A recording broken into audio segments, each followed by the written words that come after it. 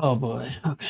For several months now, there's been no avoiding the subject of Nick Fuentes. And let's be clear, the main reason you're hearing about him is because he's popular. For many people, it's a grave indictment of an insidious immorality. For others, he's a product of a culture which has turned on its own and left many young people feeling listless and bitter. He's either a litmus test for right-wing hypocrisy on free speech or a walking, talking manifestation of where the lines should be drawn. Nick Fuentes, welcome to Uncensored. Hi, great to be with you. I don't know you.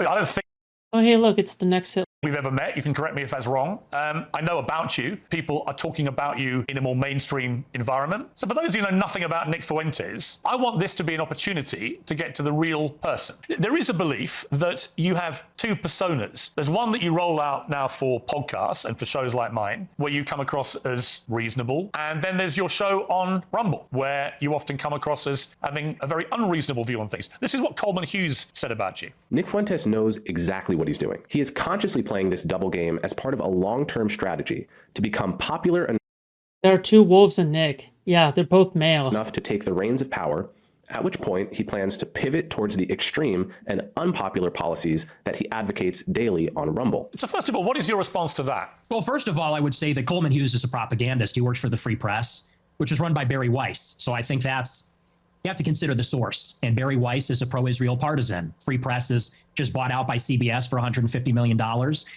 by Larry Ellison or his son David Ellison. And so I think that's coming from a particular point of view. We can't pretend like that's coming from a vacuum or from some fixed position. That's coming from a propaganda outlet that's in favor of Israel. That's first. But second, I would say he is right about the two personas. And I think that everybody understands this on some level. On my show, I make jokes and I use rhetoric and I'm hyperbolic because for a long time I had an audience that was small on these like dissident platforms. Oh boy. I was on D Live for many years. A lot of people don't even know what that is. And so I had a small following and we had sort of like an in-group sense of humor and memes and things like that. And you talk about it one way on a freewheeling live stream when I'm by myself and I'm ranting and we make jokes and we play devil's advocate, we play with different positions. But then when you sit down in an interview like this one and people ask me a good faith question, what do you actually believe? Well, then I clarify and I say, well, here I'm not joking. Here I'm not being hyperbolic. I'm not being rhetorical. I'll tell you precisely what I believe. As far as this idea that I'm going to get power and then turn into Hitler, that just sounds totally insane to me. I'll be honest. It just sounds insane. Do you have aspirations for political power? Not really. I think that if I wanted to run for office, I wouldn't say a lot. Wasn't Nick Fuentes at Trump's dinner? I feel like that's like the opposite of isn't that like literally the opposite of that? Someone's lying. A lot of the things that I say. I don't know that a lot of people would vote for me. I tend to offend everybody, even a lot of people that like me. So no, I'm a truth teller. I like to tell the truth. I like to do my live stream. Who is Nick Fuentes? Tell me about your upbringing. I know you grew up in the suburbs of Chicago. Tell me about your early years. Well, I grew up in the suburbs of Chicago in LaGrange Park, as you say. My parents are ethnics. My father's half Mexican, half Irish. My mother's Italian. What? And they both came from a pretty rough upbringing themselves. They both were raised by single mothers, not because of divorce, but because both of their fathers had died. They endured a lot of dysfunction. And I think that's one of the reasons they came together and they related to each other and they wanted to create a normal upbringing for their children. They wanted to have a normal family life. And so they moved out to LaGrange Park away from the city. And they raised me and my sister and really put us first. I think that's a big reason why I tend to have a lot of these family values or Christian values. My mother quit her job and stayed at home to raise us. And so I have a very close relationship with my parents, with my sister. We're a very tight family. And we grew up in a pretty idyllic town. And maybe we can sort of get into a conversation about politics from this. I loved my upbringing. Hold on. So does your family just go like, "Oh, awesome, I guess you're a Nazi," and then just leave it at that? Like you're saying that you have a good relationship with your family, like. You good or? My mom stayed at home. My dad was working. We're in a mostly white suburb in Chicago. I was maybe half Catholic, half Protestant. It was a baseball town. I played baseball for many years. In Chicago, we love our hot dogs. We have our baseball parade and get a I'm sure you love hot dogs. hot dog. And so I love where I came from. I love the city. It's a working class city. I love the people here. They're very good, humble, down to earth, decent people. And I guess I had my political, not to jump ahead, but this is a big part of where my political awakening came from. I sort of left this bubble, if you could call it that. When I went to college in 2016, I went to Boston University and I read a lot of things online. And That's a pretty good university. That's a good university. I realized the country does not look like LaGrange Park. It doesn't look like Western Springs or Hinsdale or Elmhurst. It looks very different. The country's undergoing a radical transformation because of immigration. And so I saw that and I said, this is not really a desirable change. I don't like the south side of Chicago or the west side or LA or certain parts of He likes Kanye. Boston as much as I like where I came from. And I guess that's what made me an American nationalist. I said, I want to preserve my home and the things that are familiar to me and the things I like about my home. What makes Do you think Nick is a hot dog or bun type of guy? I'm not going to answer that question. it America. So that's a little bit about my background. I don't know where you want to go with that, but well, I that's kind suppose of where I came from. my first obvious question is, were your parents immigrants to the United States, or were their parents, or were their grandparents? In other words, at some stage, I presume, there were immigrants in your family who came to the US. Is that correct? There were. I believe my mother was fourth generation and my father was third generation. So their ancestors came here on my mom's side in the 1860s, I believe, the first wave of Italian immigration. My father's ancestors, I think they came around the turn of the century in 1900. So your view of immigration, and we'll get to the specifics about your views on immigration, are they not affected at all by the fact that if it wasn't for immigration, you wouldn't exist as an American? Well, I would certainly exist, but like you said, maybe not as an American. Certainly that's influenced in some measure. But I think that the kind of immigration that we had for a long time in the country, it's different than the immigration that we have now. And let's just say for openers, it's different immigrants. They're coming from a different place with a different culture, a different religion. It's not the same as it was. So first, you have a qualitative difference. My ancestors, for the most part, I have 3 European grandparents from Ireland and Italy, 1 from Mexico. They came from Europe. They came from a society where there's a common ancestry, there's a common religion, common civilization. The people that have come in since 65, since Hart-Celler, they're coming from China, India, the Northern Triangle, Mexico, Venezuela. And so first, they're just different people. Secondly, it's a quantitative difference. There's way more, and it's an unceasing, always increasing wave. For the first 3 or 4 waves of immigration, you would have a major influx of immigrants, and then it would stop. And then you'd have another wave, and then it would stop. This one, it just keeps going up for 35 years, and it's too many. So that's really where I would draw the distinction between maybe where I originate from. I would even just simply call that immigration. What this is an invasion. It's a completely different policy. But you mentioned, can't even call it the same thing. But you mentioned Mexico in that list, and your father is half Mexican. So, yeah, I mean, by your criteria, part of the invasion would include your father, presumably, and his immediate descendants who came from Mexico. Not really true, because when my father's ancestors came here, it was a small fraction of the total immigrants that came from Mexico. Dude. I don't believe that we should have 0 immigrants forever, or even 0 immigrants from non-white countries. But you have to draw the distinction. My father's father, he was here in the 40s and 50s. It was his parents, or I believe either his parents or grandparents, that came here even earlier. Up until 1965, 90% of the immigrants were coming from Europe. I have no problem with that. If we have 10% of them coming from Mexico or Latin America, maybe that's reasonable, but that's not what it is now. Now you've got 10 million illegals in 4 years under Joe Biden. 10 million illegals in 4 years. Like, undocumented? How do you even count that? What? How do you even know that? You got millions more legal immigrants from China, India, Venezuela, El Salvador, and it's so many with no break for assimilation, and they're all from non-white countries. It's transforming what America is. And again, that's the distinction. That's what makes it unacceptable. I always believe everybody's a product of their environment. Right? I've interviewed thousands of people. I mean, maybe 3, 4, 5. He knows them personally. From all different walks of life. But the one common theme I would say is everyone's a product of their environment. And I was reading some stuff about you in the last few days. There was an episode of your podcast where you talked about your father, Bill Fuentes, and how he wouldn't take the family, including you, to certain restaurants because he believed they were associated with African Americans. We would be deciding where to go to eat, you said. What are we going to do for dinner tonight? It was a running joke. Me and my sister would say Applebee's, and my dad would say we would never eat at Applebee's. Not in a million years should you be caught dead, Fuentes said about Applebee's. Go to a different restaurant, a local restaurant. No Applebee's, no Red Lobster. That is commonly known as black fare. And you also shared another story about your family and restaurants. Said before me and my sister were born, my family had a saying about Olive Garden that contains the N-word that we're not allowed to say. So my question, based on that anecdote that you say on your own podcast, is do you think you grew up in a racist environment, that your father was inherently racist, and that thought process moved to you? Well, I would say it's a new low. I've been attacked for being a racist many times, but to attack my father, to attack my parents based on anecdotes, I would say that's sort of a new low. Hang on, it's your anecdote.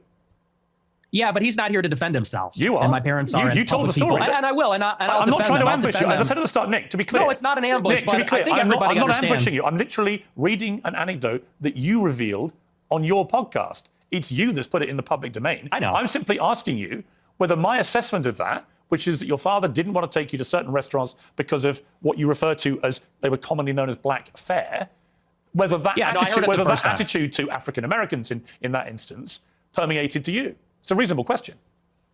Yeah, no, like I said. Oh no, Nick is already like flustered by that immediately. He's already offended.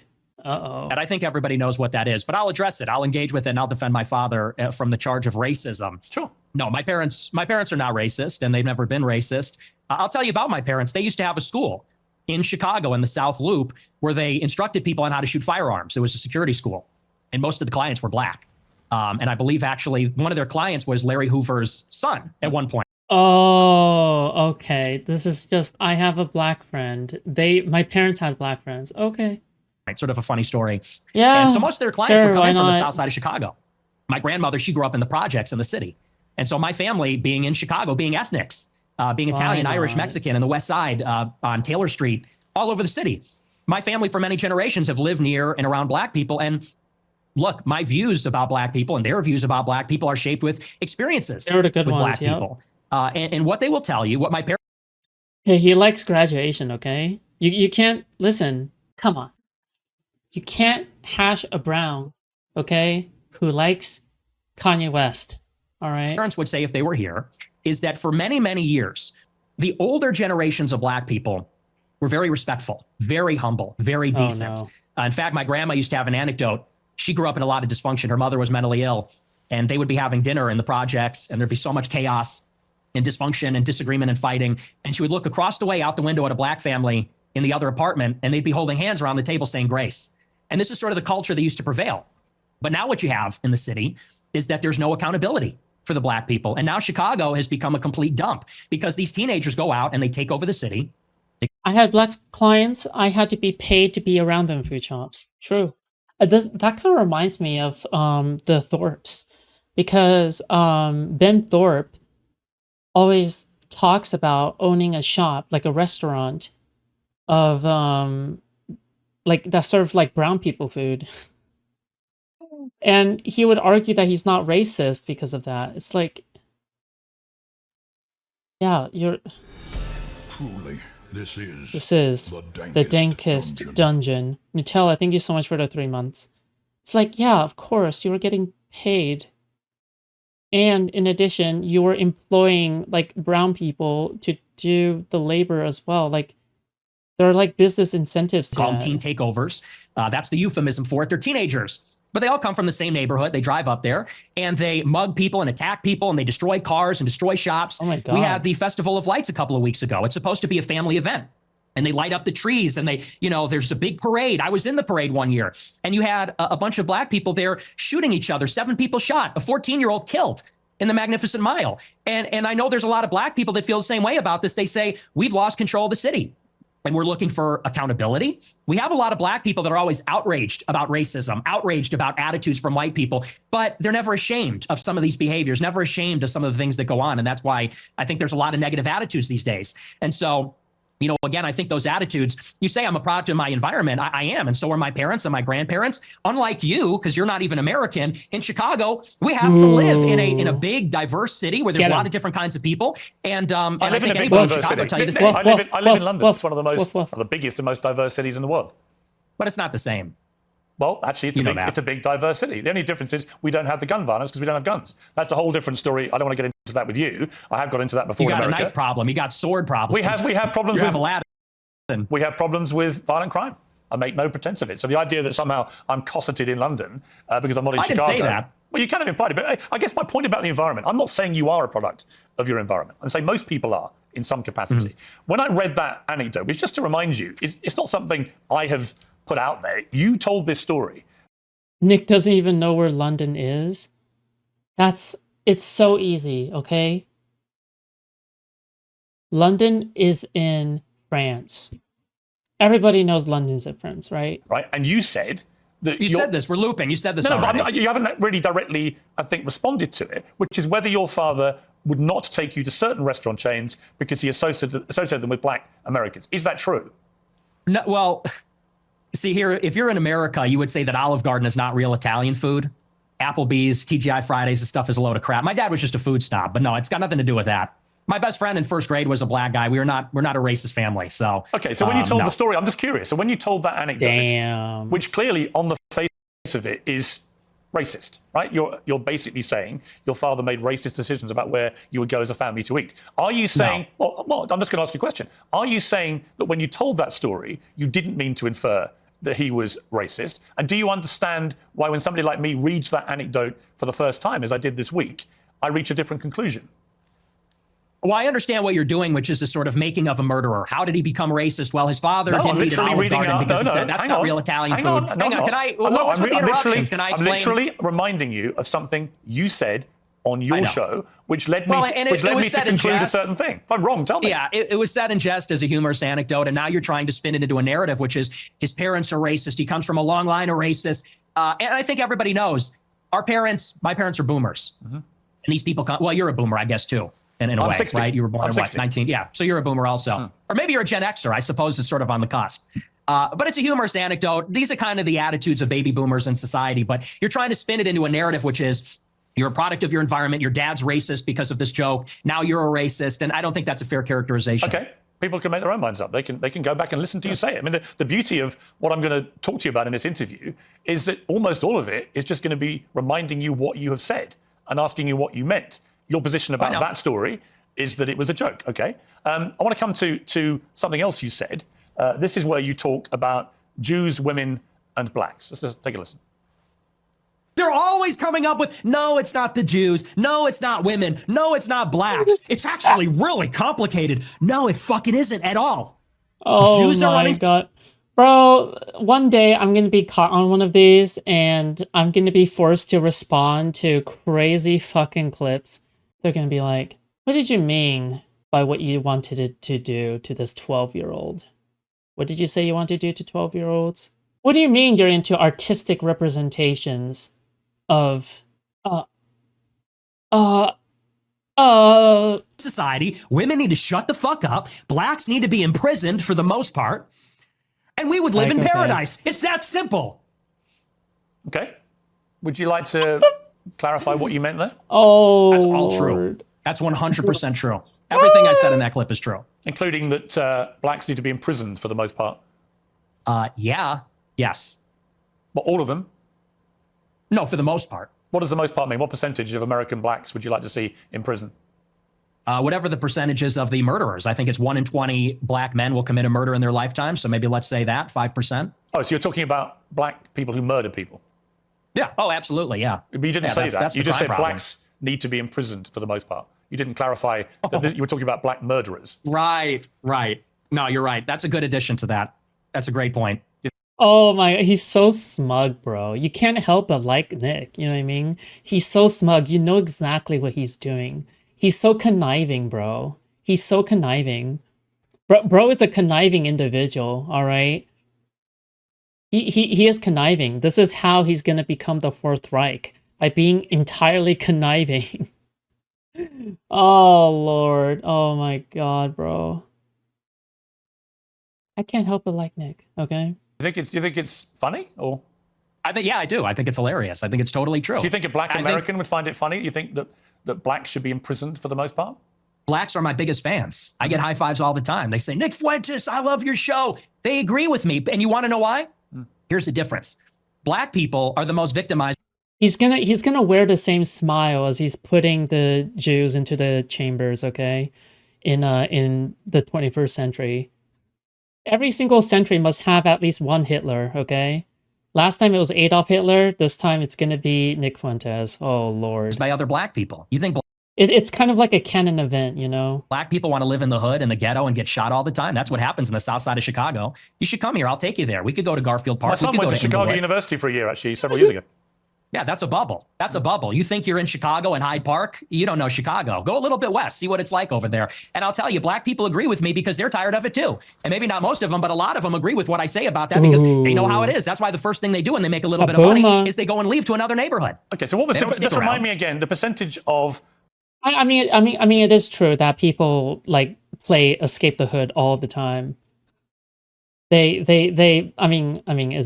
just the fact. They play Escape the Hood. They're like, we need to get the fuck out of the hood. Yeah, Black men who commit murder in America? What was the That is a percentage you gave me? thing. It's 1 in 20. 1 in 20. It's 1 in 100. No, it's 1 in 20. No. Less than 1 in 100 black US men commit murder. That's the most up-to-date crime statistics in America. That's not true. I've seen other statistics. They say 1 in have? 20 will eventually commit a murder. So your rate means that you're saying that 5 times as many black men commit murder as the official crime statistics say. Yeah, there's a report, I believe, on X by Data Hazard. I'll have to go and double check that for you. But yes, there's some pretty shocking evidence that says that it's far more alarming than you would think. Okay, but you would accept that the official crime statistics are 1 in 100, or you wouldn't accept that statistic? I don't know. I don't have it in front of me, but I've seen other evidence. Like I said, Data Hazard on X, I believe, produced a report about a year ago. It said 1 in 20. But I mean, whether it's 1 in 20 or 1 in 100, that's a lot of people, Piers. I mean, sure, this is a lot of white problem. people commit murder too. Well, they do, don't they? Okay, but it's about proportionality. I mean, white people are 65% of the population. Blacks are 13%. And I think anybody would tell you that more black people proportionally commit violent crime than white people. And people vote with their feet. People would rather pay a much higher property tax. Most mass what's with the shootings- interruptions? I'm sorry. Thank you. I appreciate that.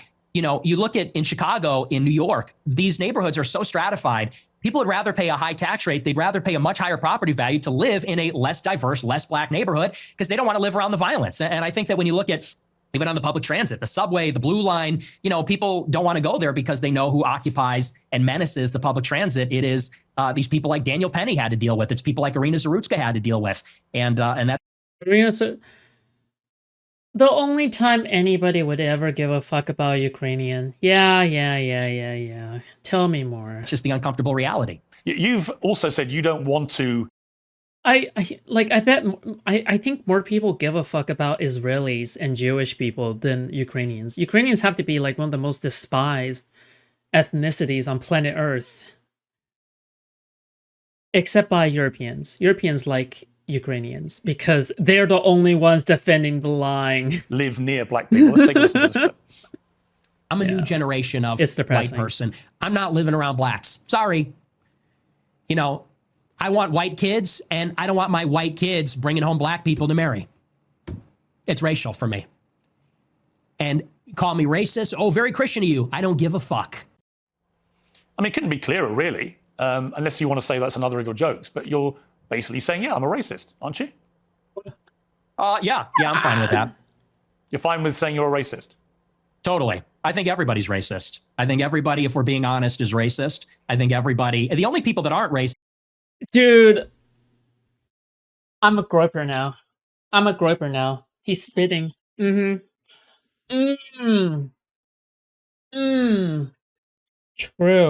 but also not true, okay? There's a difference between being racist and then there's a difference between having racist biases and then there's a difference between that and acting upon your racist biases in a way that hurts other people, right? I think everybody grows up in a society where you're going to have a lot of beliefs that you just cannot deprogram from yourself. I think that's normal, okay? However, I think that if you recognize the biases that you have, then you can decide how it's going to affect other people or how it's going to hurt other people as well. And the more you recognize these, the more you get to decide when you get to hurt people or when you get to not hurt people. Which is why I always tell people, you know, I am anti-Semitic. I have a lot of anti-Semitic beliefs. I have my parents always talk about how, my dad especially talks about how, Jewish people control everything, no doubt a part of him got into me, right? So, that's where a lot of beliefs come from. But, I think at some point you begin to reflect upon yourself and question the way you think about things. Am I really hurting people? Am I not hurting people? And you just decide, you know what? I'm going to decide to not hurt people because that gives me more friends, okay? Or pretend not to be our white people to their detriment. Everybody else is racist. But earlier in the interview, you got aggrieved at the idea that your father was a racist. You wanted to make emphatically sure. He's not. Because my father doesn't share my same views on that. So he's the exception to everyone's a racist. Well, everybody's a little bit racist. You're right. So maybe everybody. The difference is you're attacking my father. He I'm could get fired from his job. I'm not attacking your father. You are. No, I'm not. I don't know your father. And to be clear, I have no knowledge about him at all. Like, for example, you would think that Stephen is not racist.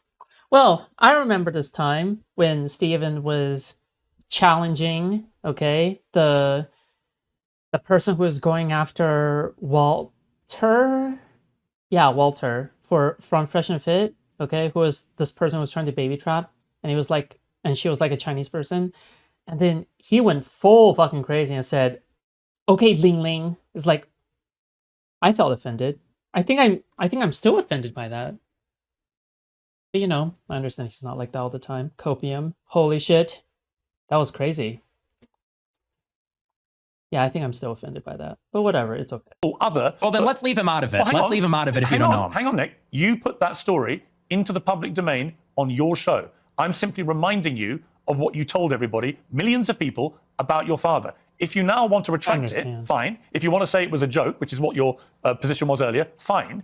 But I'm allowed to put to you things you've said publicly. That's not unfair. That's not me targeting your father. You put that story about him out there. You know what you're doing. You know what you're doing. I'm asking you about a pretty shocking anecdote, which to me looked like you were saying your father made decisions about where you as a family would eat based on skin color of people who worked at these places. If you say, or use them, if you say that is not what you meant, that's fine. You can respond any way you like. But the idea I can't ask you about it without you saying I'm attacking your father is ridiculous.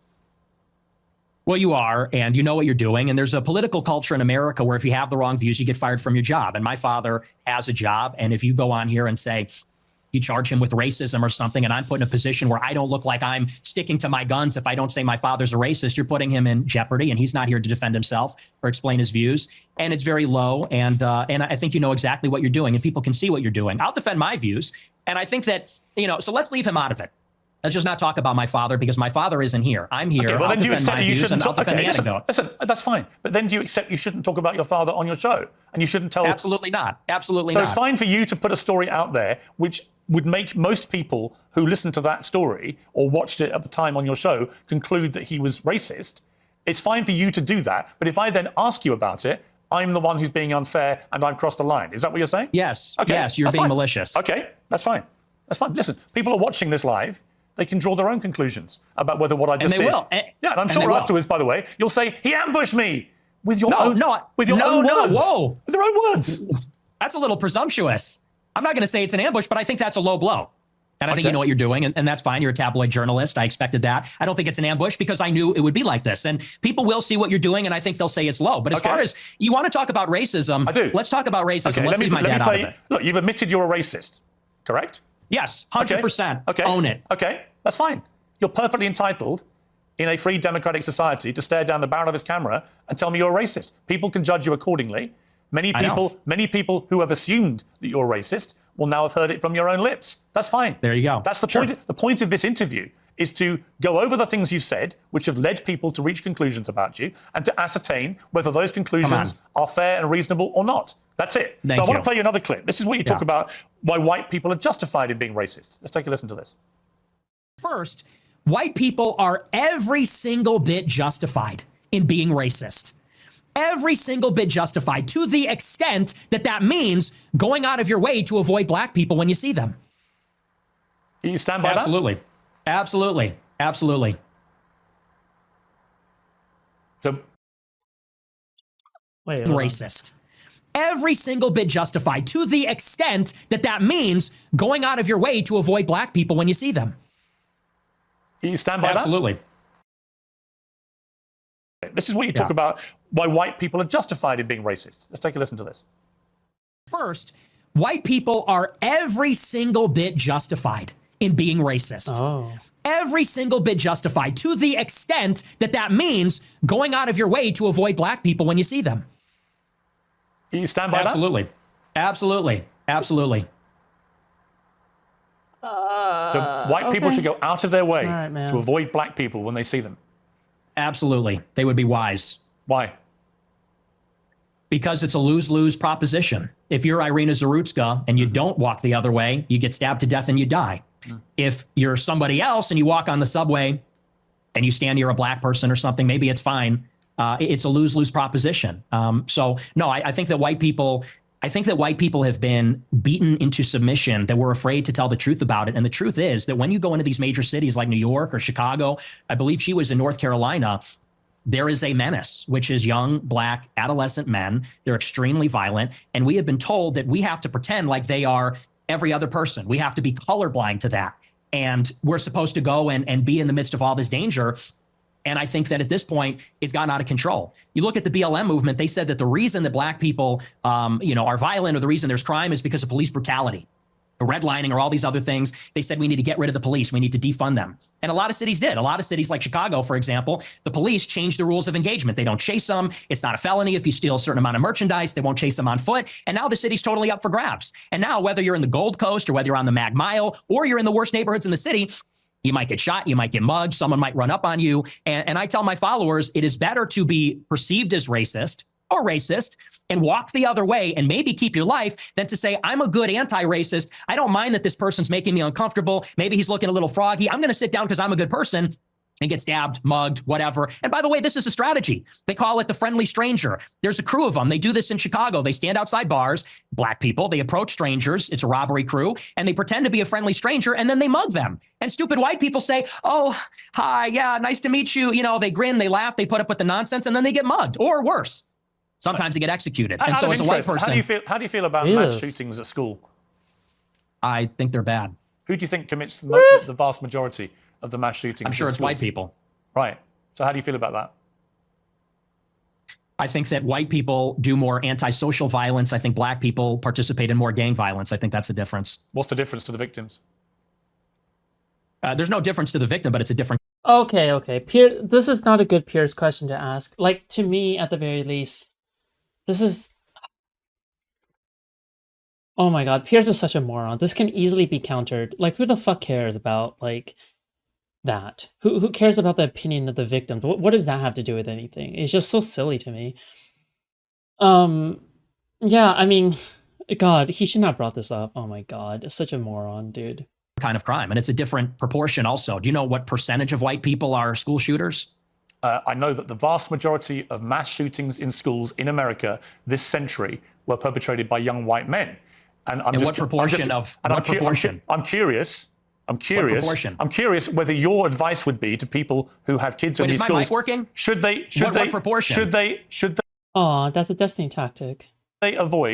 Should they avoid white people at school? Should people with the kids at school avoid young white men at school? No. Okay. Do you know what per capita means? Do you know proportionality? There are more black people proportionally that engage in violent crime or are involved in gangs, especially in these major cities, than there are white people that are school shooters compared to the entire white population. And everybody understands that. Two-thirds of mass shootings at school. This is the dankest dungeon. That is quite dank, to be honest. Yo, Misaki, thank you so much for the 5 gifted memberships on Kick. Thank you so much. I appreciate that. Perpetrated by white people. But what proportion of white men commit school shootings? That's the question. I've just told you. It's 60-65% of school shootings by white people. You're telling me what proportion of school shootings are committed by white people. I'm saying what proportion of white people have committed school shootings. Are you playing dumb, or are you just not that smart? What difference does that make to the children lying dead on the ground? See, now you want to jump on the victims. The difference is you're asking, would you fear white people or black people? And that's the difference. The difference is what I'm saying to you is, by your logic, if we now have agreed that the vast majority of mass shootings in schools are committed by white people and predominantly young white men, then presumably your advice would be to avoid young white men because they perpetrate these massacres. But it won't be because they're white. No, Nick is talking about per capita. The correct argument is that now you're going to be making assumptions about a lot of black people and treating them wrongfully because you assume that all of them are going to do crime, right? Like, that's the real argument against racism.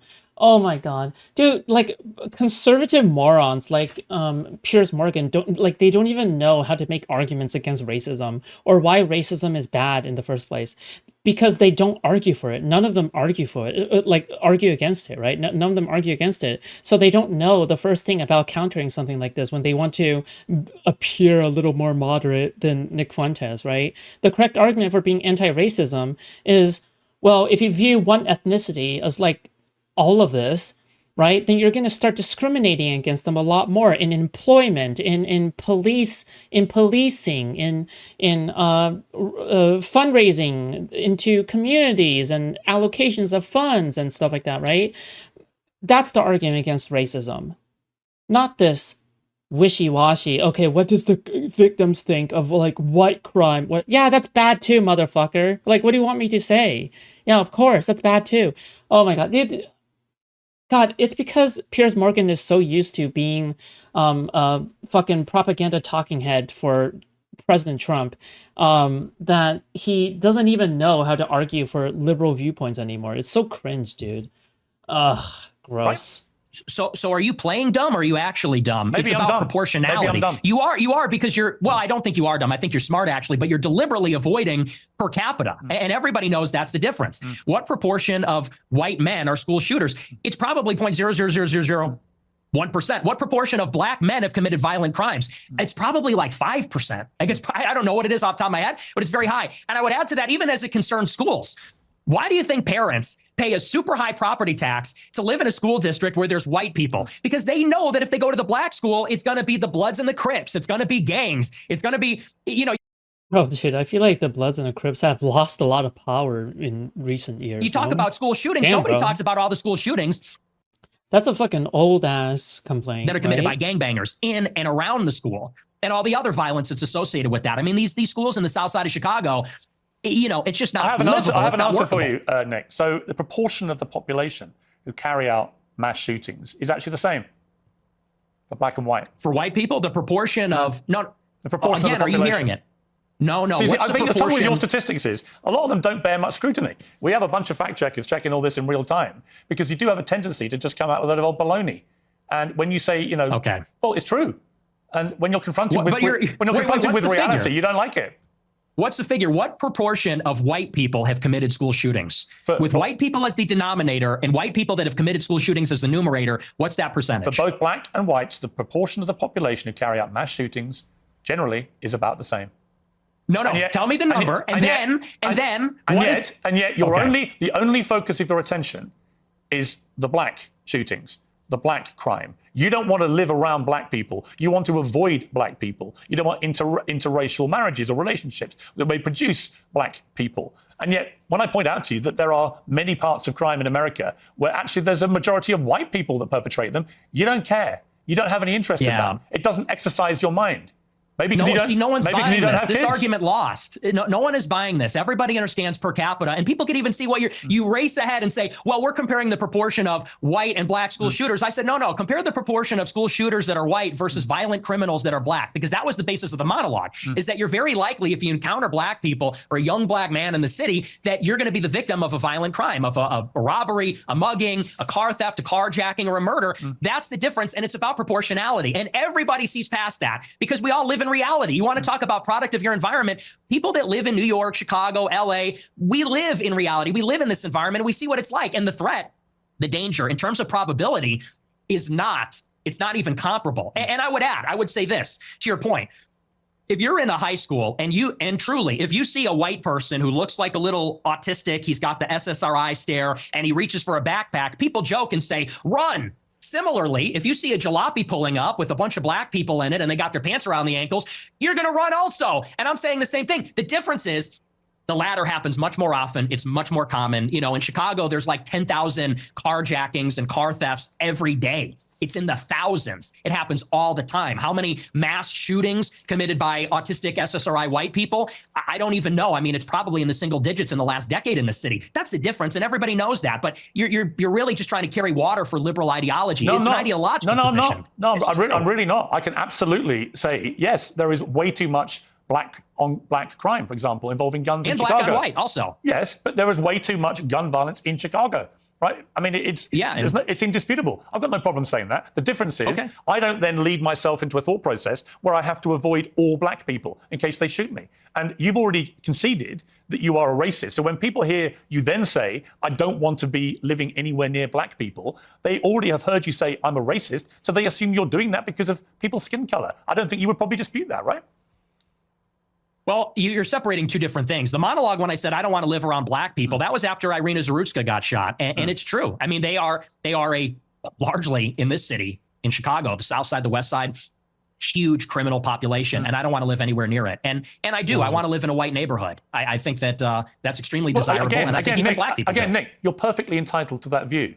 But when you have obviously prefaced all this by saying, I am a racist, unashamedly, then people will assume that all your thought processes about all of these issues are driven by an aversion to people based on their skin color, which is the purest personification of racism. But also, I think that Piers Morgan needs to argue why racism is bad. It sounds super soy, but this is what happens when you don't like practice like making basic arguments, right?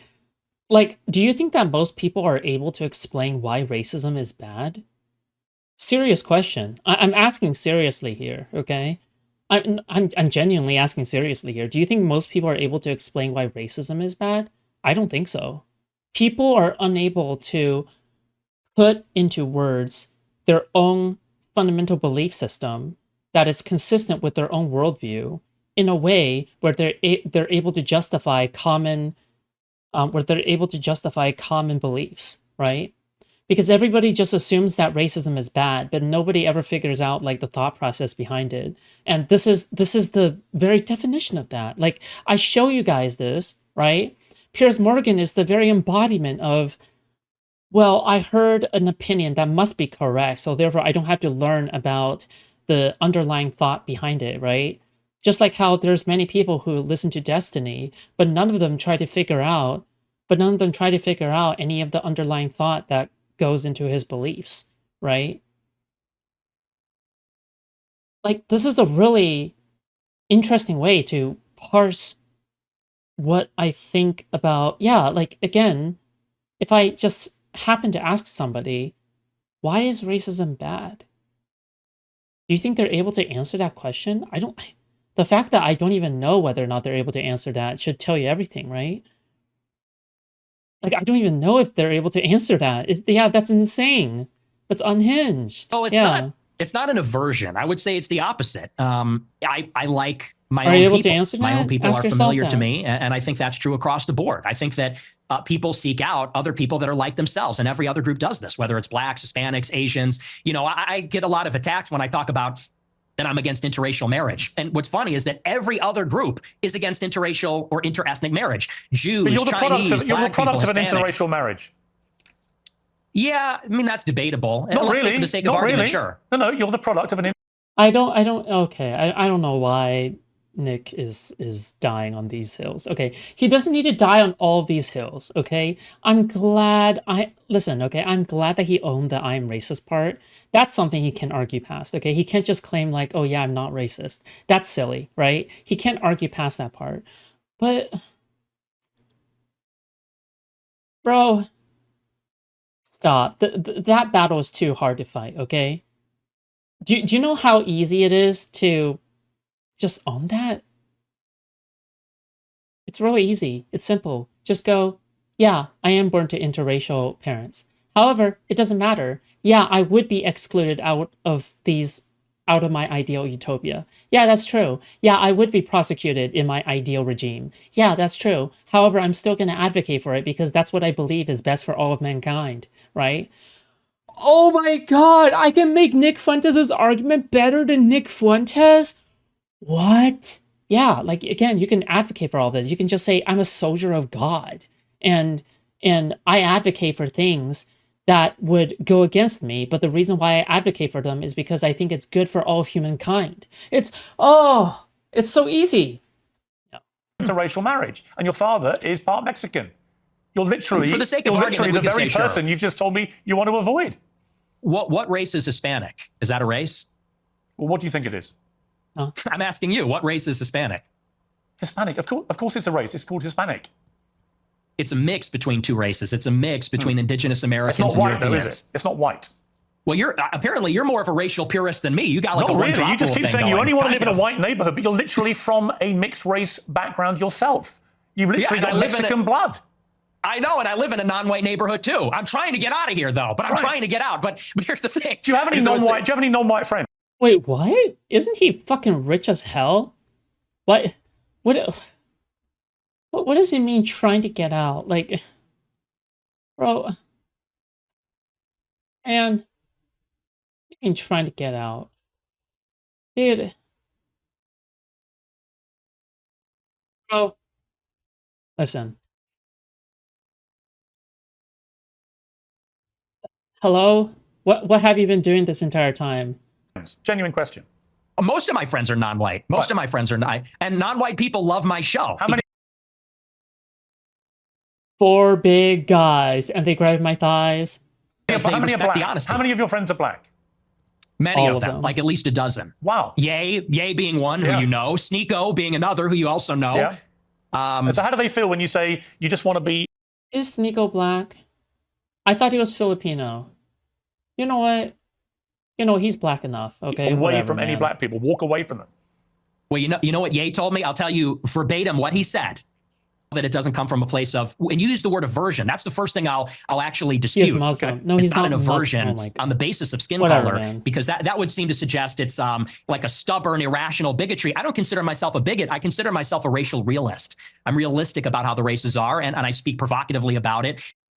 Oh, that's like from like 4 to 5 years ago. No, 6 years ago. Race realists? Yeah, that's like a term from like 5 to 6 years ago. And I speak provocatively about our tribalistic instincts and tendencies as human beings. And I'm not a liberal ideologue that says that over time and with enough education, we're all going to see this great brotherhood where we're colorblind and everybody's the same. You know, I don't think that's ever going away. I think that race is real. It's not just skin deep. It matters to us and it matters to each other. And black people know that, and Hispanics know that, and Asians know that, and people like me that have partial Mexican ancestry, we know that too. And I think on that basis, we can have mutual respect and understanding, not aversion based on skin color. The reason I use the word aversion is you literally said that you should walk the other way if you see black people. That is an aversion to black people based on their skin color. No, that's called economy of information. That's economy of information. That's safety. And I said in the same monologue, if you watch it, it's like, I feel sorry. The problem is you clip the 10 seconds. I don't know if you watched the whole show, but in that monologue, I said, most black people are not violent or criminals. I said, and it's unfortunate that we're going to offend them when we turn and walk the other way. I said, but the problem is we don't know. We can't tell. And someone like Irina Zarutska, she sat down in front of a black man with her headphones in and wasn't paying attention because she was being a good liberal and said, I'm not uncomfortable by this. I'm progressive. Then she got stabbed in the neck. And I said, it's unfortunate that you would have to sit behind the black man to be safe. And if he's not violent or schizophrenic, he might be offended by that. I said, but I would rather offend him than die. How many deranged white men have committed atrocious acts of murder in the last 10 years in America? Proportionally far fewer. But far fewer. How many? Do you know how many?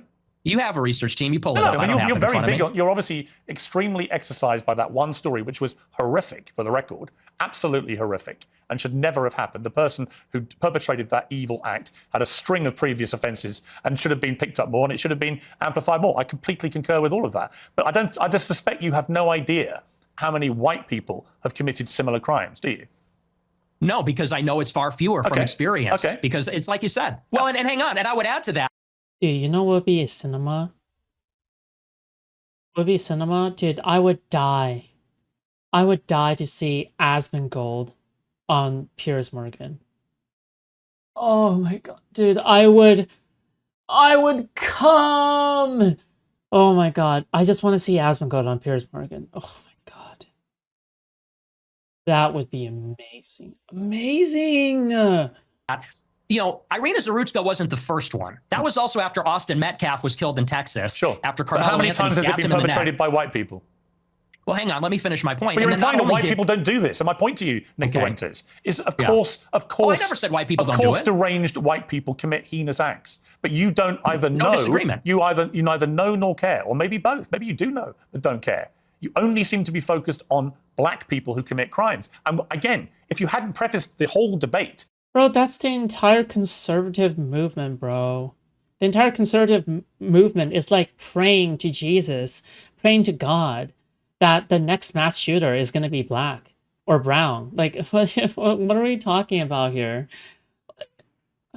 About racism by openly conceding you are a racist, I could read other connotations into what you've been saying. But once you've said, I'm a racist, and then you only talk about black crime, I think people can watch this and they can say, yeah, he's a racist. And everything that he says about crime is driven through the prism of being a racist who judges people according to their skin color. Well, it's funny because it's quite on the contrary. And I said this in a similar monologue. You know, the problem is not that I wake up and I walk down the street and I see someone that doesn't look like me and it makes me angry. The problem is there's a pattern of behavior. which we've all seen. Blacks in America have become narcissistic, and they become narcissistic because they've been told they're victims of racism, they're victims of slavery. They've been told, really, there's no accountability.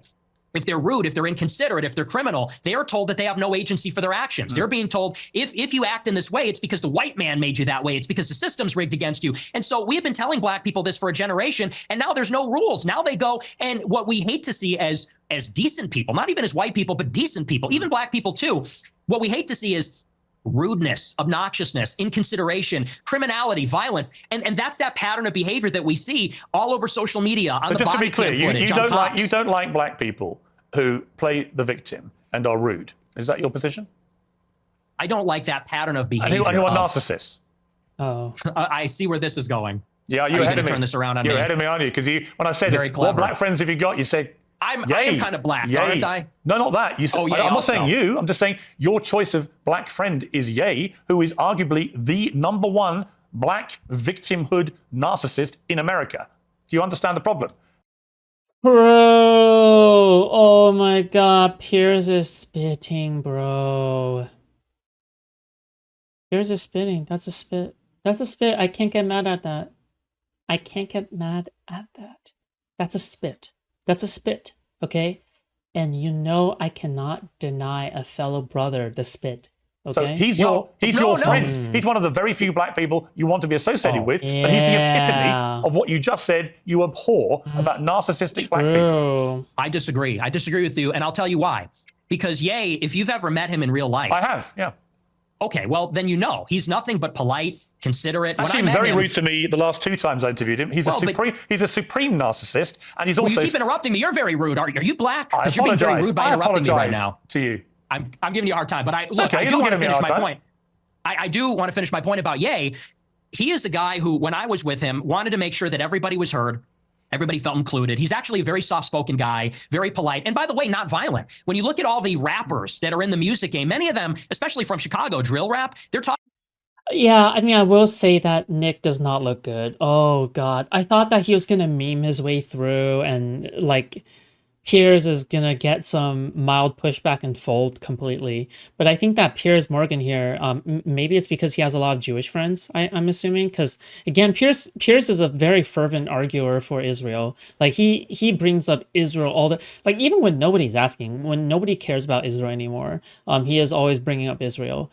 And I think that maybe, like, my assumption is that Piers Morgan has a lot of, like, Jewish friends that probably told him, hey, by the way, okay, you shouldn't let Nick Fuentes get away with his anti-Semitism, all right, or with his crazy, like, fucking claims, okay, because, like, I would feel very bad if you did that, right?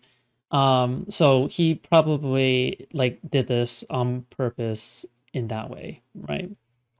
That's my opinion. Talking about killing people, shooting people, they gangbang. He notably, if you know about him, he got his start because he was a nerd. He wore a backpack and a polo, and he wasn't a gangbanger. He rapped about his feelings and girls and his dreams and his ambitions. So no, and by the way, he would... Yeah, but that's his old music, bro. That's his old music. That's not even his current music.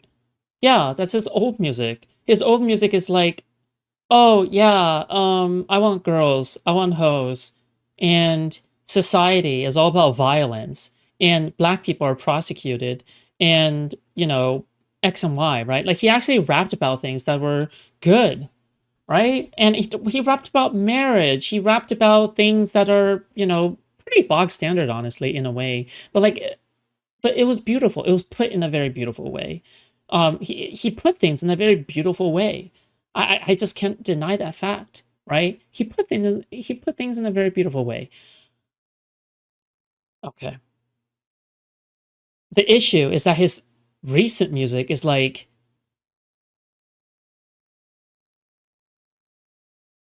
it's like he's composing personally for Hitler's commissions. Like, what? Tell me all the time. What do you want me to say? He doesn't even feel black. They make him feel not black because he doesn't do those things, because he's soft-spoken. Did he do brag rap? No, but brag, he's always done brag rap. He's always done brag rap. But, like, brag rap is so bog standard. It's like, ignore that part, right?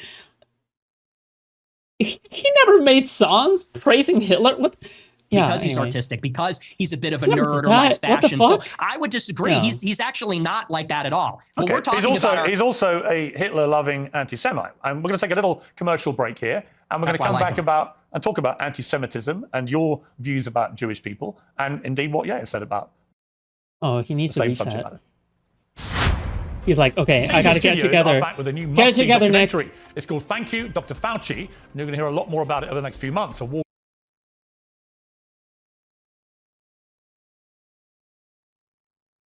I fucking hate Piers Morgan, bro.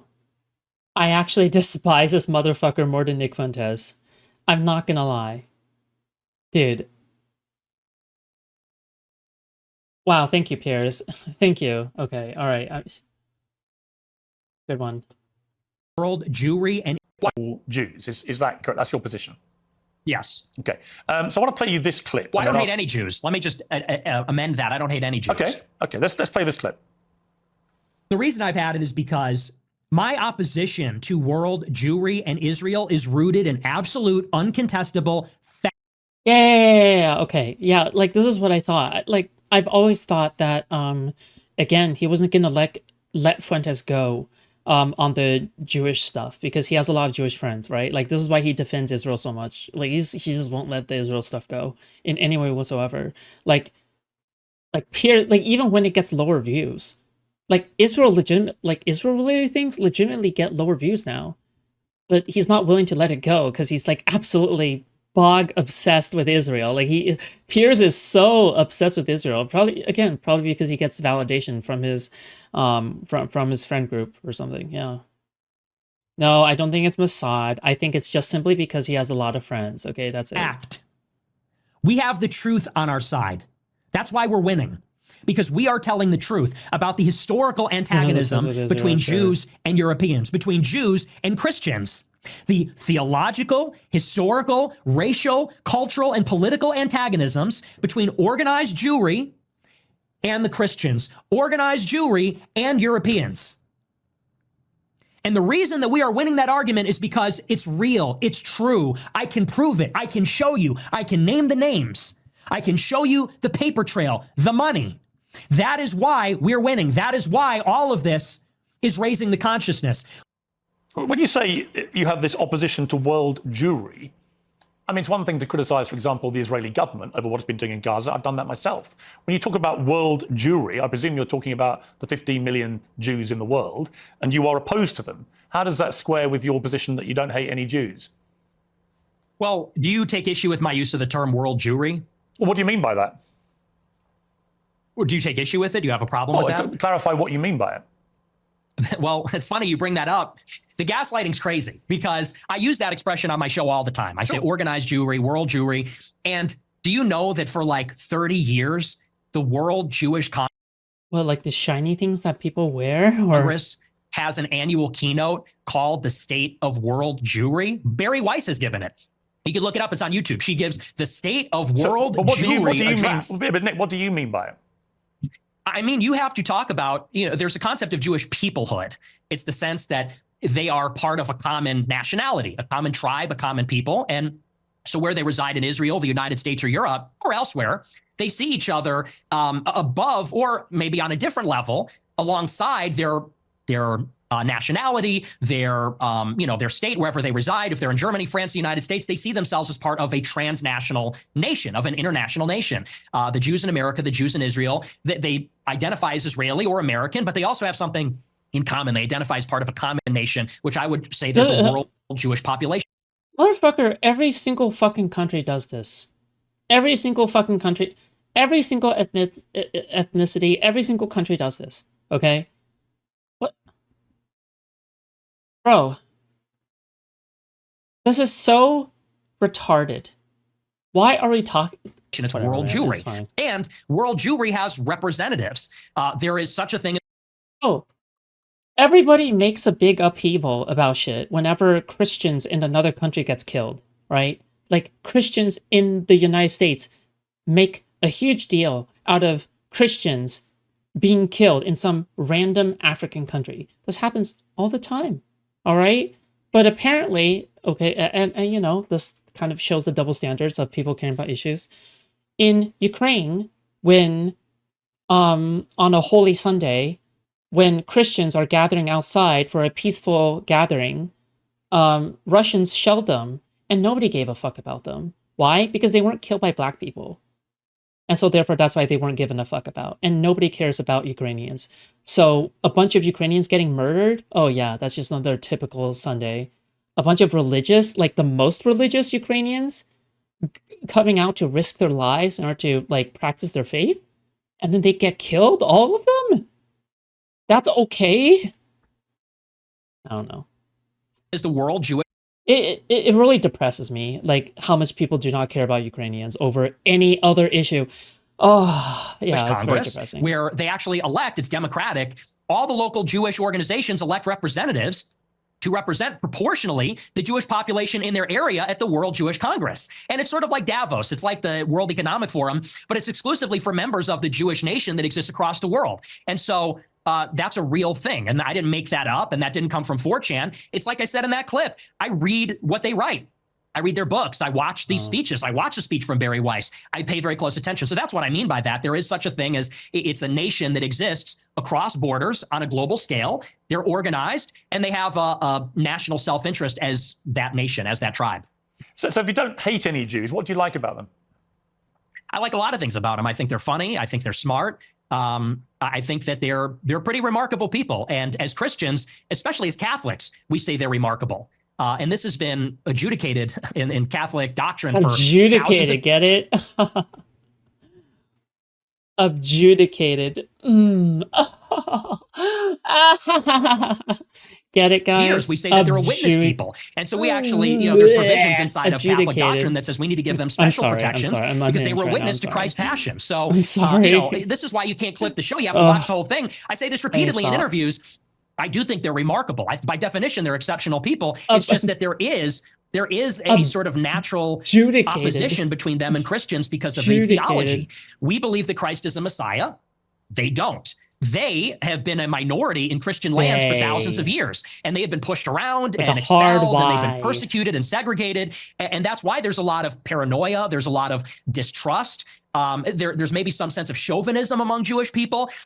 So there is, like I said in that clip, there is an historical antagonism between these two peoples, between Christendom and Jewry, and that has always been the case in Europe. But I don't hate them, and I think I actually sort of understand them in a weird way. I think that because I've studied a lot. Bro, if there's any indication that Jews do not control anything, it's that everybody has anti-Semitism. Motherfucker, if they were as powerful as you think they are, don't you think that they would have phased out anti-Semitism by now? Wouldn't you think that anti-Semitism wouldn't be so commonplace? It just makes it's just whatever. It never made sense in the first place anyway. Out of their politics, I think I really kind of know them in a way. And it doesn't come from a place of hatred. Do you have any Jewish friends? I do. I have many, yes. But that's weird because you said this. Jews and Christians have never been friends, ever. Not since Jesus Christ fought with the Pharisees. Have we ever been friends? Not since Saul was.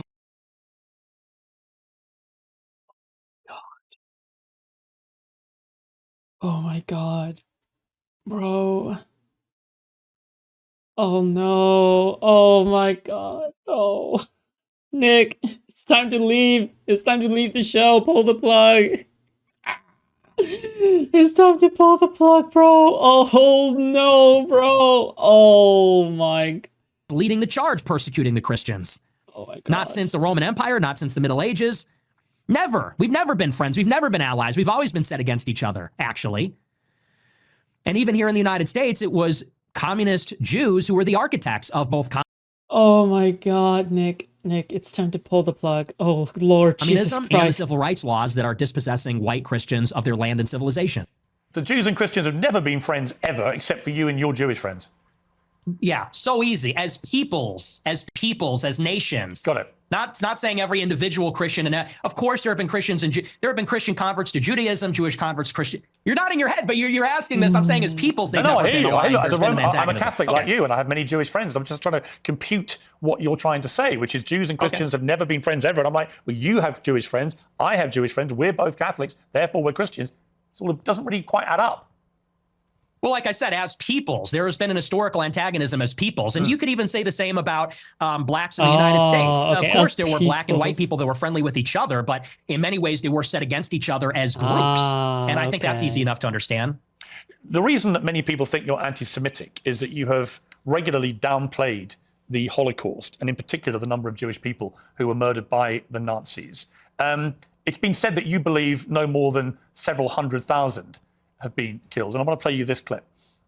Wait, didn't the cookie, like baking cookie example come from Nick?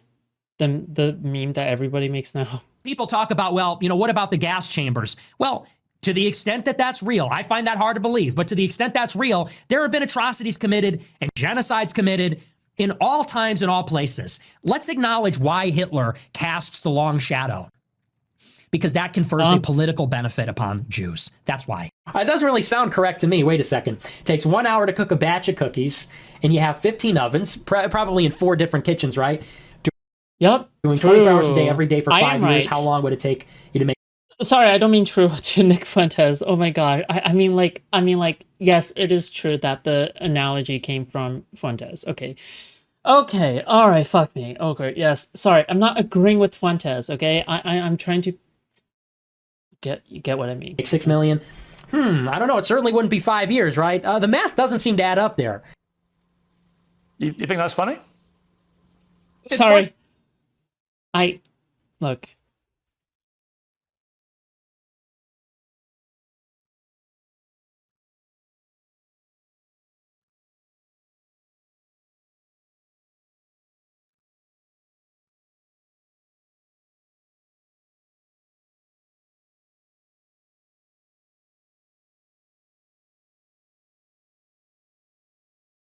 If I speak, I am in trouble. It's amusing what you're doing because, you know, that one was a joke. But do you want to talk seriously about the Holocaust? Yeah, I do actually. I mean, I do because I just find it extraordinary that you would think the Holocaust could ever be something that we could joke about.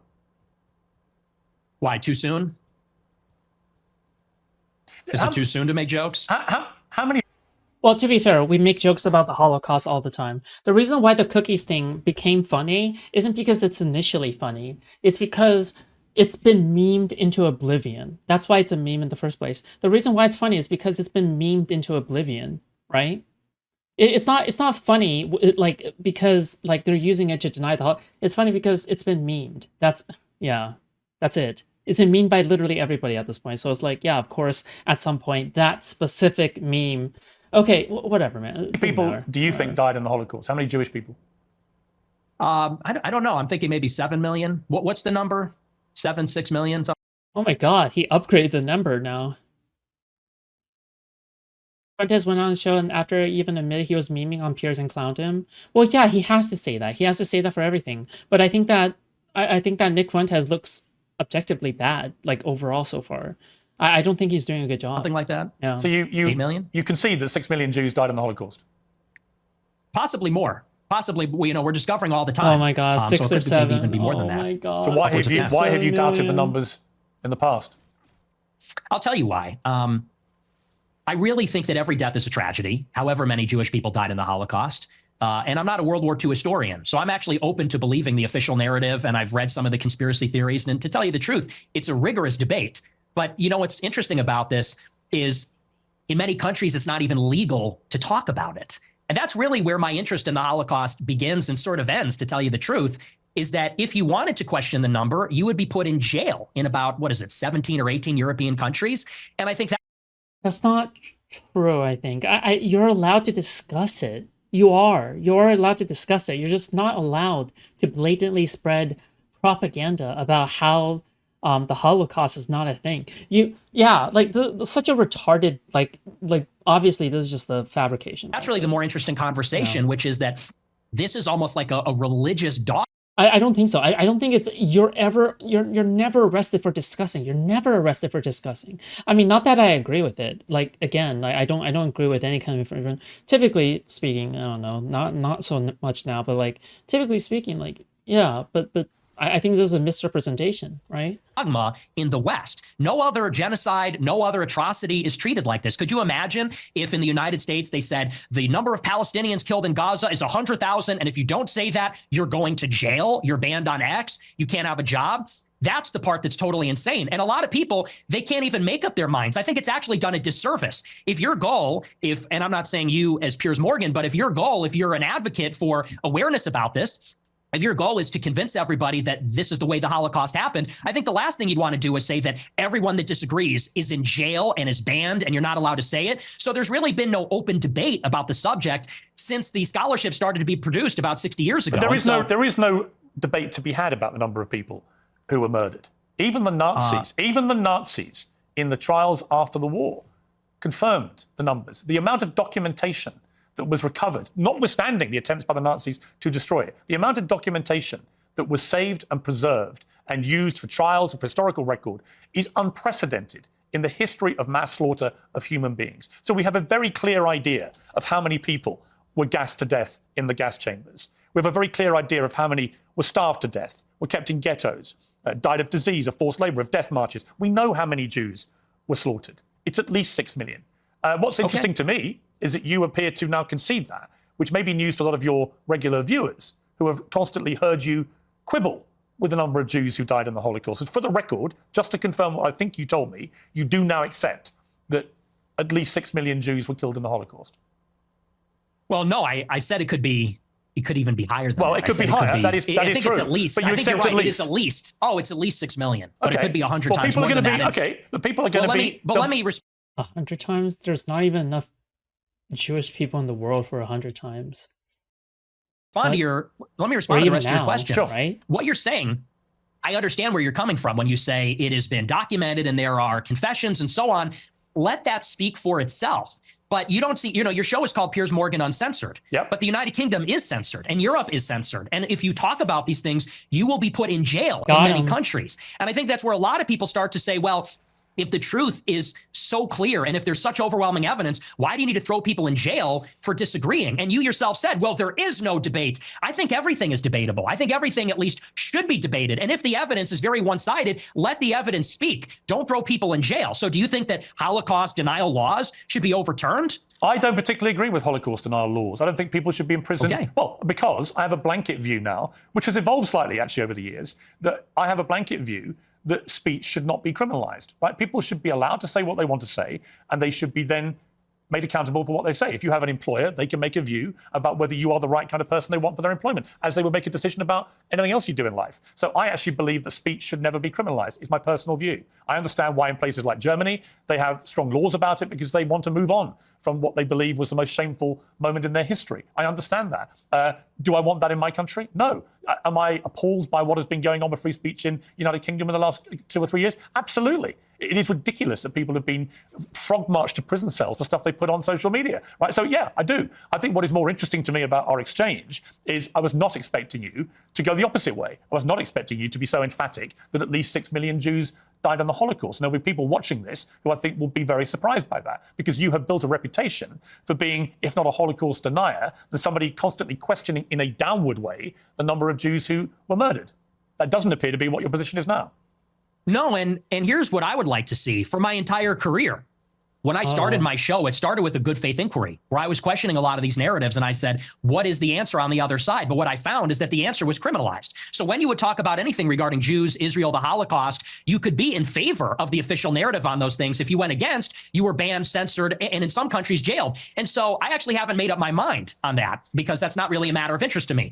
And there's a lot of analysis and scholarship on both sides of the issue. And I've read both sides of the issue. And honestly, unfortunately, it's hard to judge because there has never been There's never been a debate on it. And there's never been a debate because of the stigma, because of the censorship. And I think that leads a lot of people to say, well, what do they have to hide? Because you can say on your show, well, I'm personally against Holocaust denial laws, yet they still persist and the social consequences still persist. And I think that that is the anomaly. And people have to wonder, okay, why is it that way? And what I said in that clip is the reason the Holocaust casts a long shadow is because it confers a political benefit upon organized Jewry. That is what they always fall back on. They cannot be criticized. They cannot be named. They cannot be talked about, lest there be another Holocaust. And no other tragedy is treated that way. And no other ethnic group has a get out of jail free card. Just play that. Anti-Semitism and Holocaust. You can do whatever you want and defend all your actions. That's the part that people are getting upset with. That's the problem. I don't know any right-minded person who believes that Jewish people weaponized the Holocaust for their own personal get out of jail free or whatever you called it. You don't know anyone that does that?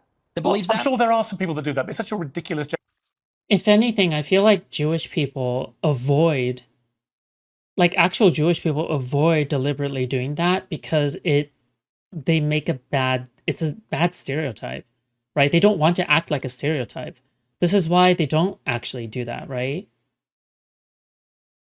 Like the reason why Jewish people don't actually do that is because they don't want to act like the stereotype. They don't want to act like the stereotypical Jewish person that are in other people's heads, where they're constantly utilizing the Holocaust as a talking point, right? The reason why Netanyahu can't get any pull or any motion among people of the world is because he constantly does that, right? He constantly refers back to the Holocaust in every way, all the time, to the point where it doesn't really mean anything anymore, right?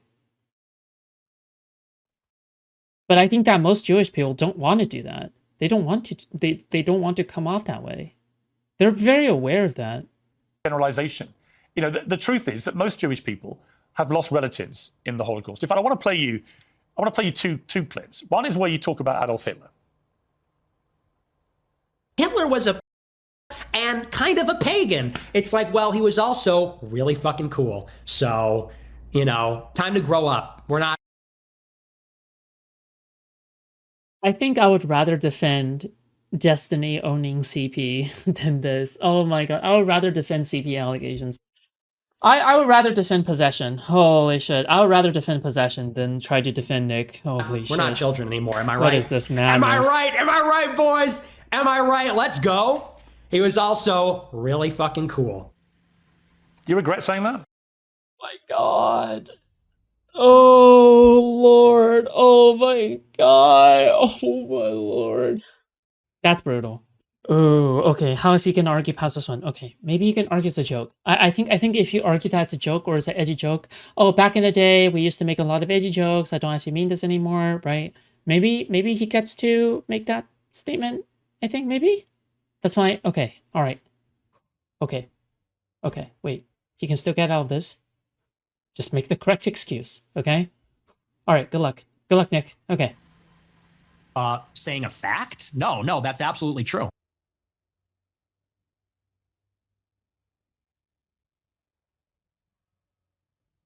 I think I would hate to be Nick's lawyer. I think I would hate to be Nick's lawyer. Can you imagine trying to defend this guy in court? Did you kill this person? Yeah. I did that. Oh my god. Oh my god, bro. Stop. Just shut the fuck up, please. You think Hitler was very fucking cool? Yes, I do. One of them. And I'm tired of pretending he's not. Well, to be honest, this is the problem, you see. It's a bit like when you just say, I'm a racist. You're a racist who thinks Hitler's cool, but you're not anti-Semitic. If you're a Jewish person watching this, what are they thinking? I'll tell you what they're thinking, because I've got a friend of mine called Danny Finkelstein, who, when he heard I was interviewing you, he's a Times journalist in the UK, very eminent journalist here, and author, who wrote a book about his own family's experiences at the hands of Hitler and Stalin, because he also told Tucker Carlson that you admire Stalin. But let's just take what Danny said here. Hi Piers, it's Danny Finkelstein here. As you're interviewing Nick Fuentes, you might try suggesting to him that he reads my book, Hitler, Stalin, Mum and Dad. It's called Two Roads Home in the United States. Since he says he's on Team Hitler, you might like to ask him about the fact that Hitler arrested my mum, tried to starve my mum to death, did starve my grandmother to death, sent my great aunt to the gas chamber, my great uncle, my cousin. My grandmother on my father's side ended up being one out of 7 children, the only one that survived the war. So you might ask him whether he wouldn't rather be on Team Mum rather than Team Hitler. And as for celebrating Stalin's birthday, well, Stalin took my father, sent him to a state collective farm, sent my grandmother and my... Oh my god. Okay, wait, hold on. You know what? To Nick, this is like whatever, okay? But I cannot imagine, okay? Oh my god. If Dan Saltman ever did this against me, if I speak, I'm in big trouble, okay? To a state collective farm, sent my grandfather to the Gulag. You might try asking him why he doesn't celebrate Dad's birthday rather than Stalin's. He may well be... Okay. Nick Fuentes, this is what you need to say, okay? This is your lawyer speaking. This is what you need to say. You need to say, that really sucks for you. However, there are plenty of people throughout history that I think were cool. Like, for example, insert ex-Chinese emperor here. I think ex-Chinese emperor is cool. Meanwhile, this person killed lots of people. So, okay, this is what you need to say, okay? This is your best. This is the only way you can get out, okay?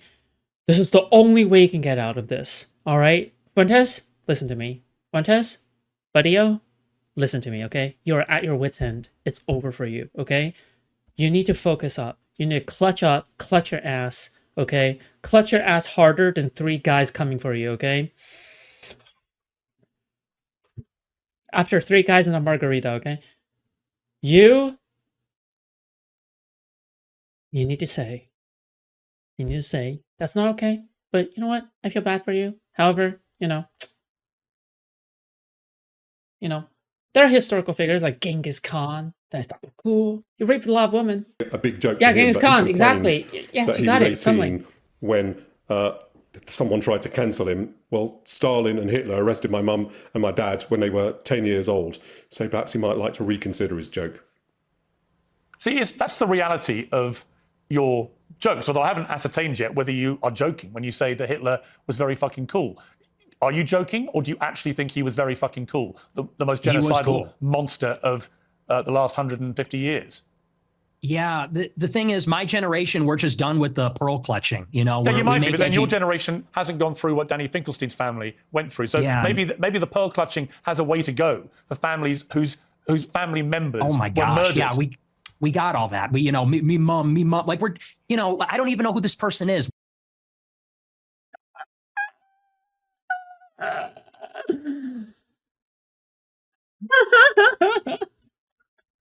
He is funny. I mean, he is funny. I will give him that, okay? He is the funniest Nazi. Why is this person talking to me? This old British guy is saying, me mom got killed by Hitler. Because he doesn't find it funny when you say Hitler's very fucking cool. I don't care. He finds I don't care. I know you don't care. That's fine. You don't have to care. But he does care. Does that guy care about America? Does that guy care about me and my country and my family? No. He cares what you, a prominent conservative in America, has to say about Adolf Hitler. And what do you mean by Hitler is very fucking cool? Because I think he's very fucking a monster. Okay. And that's a clip. I think he's very fucking a monster. Do you hear yourself? Yeah, I mean, can we all grow up? I do. Can we all grow up? He murdered 12 million childish. people. He murdered 12 million people. What is very fucking cool about that? Tell me. The edits, it's just cool. The uniforms, the parades, it's cool.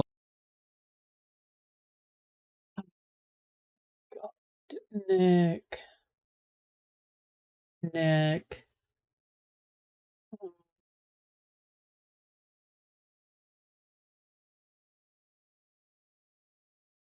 You can't be this mask off, dude. You can't be this mask off. This is too mask off, Nick. Nick, you need to put the mask back on, okay? Like, this is okay. This is too mask off. This is too much, okay? This is too much, Nick. This is just Nick. Please listen to reason, okay? I know that you want to meme and be epic and cool, okay? But you can't do this, okay? Can't do this. You can't.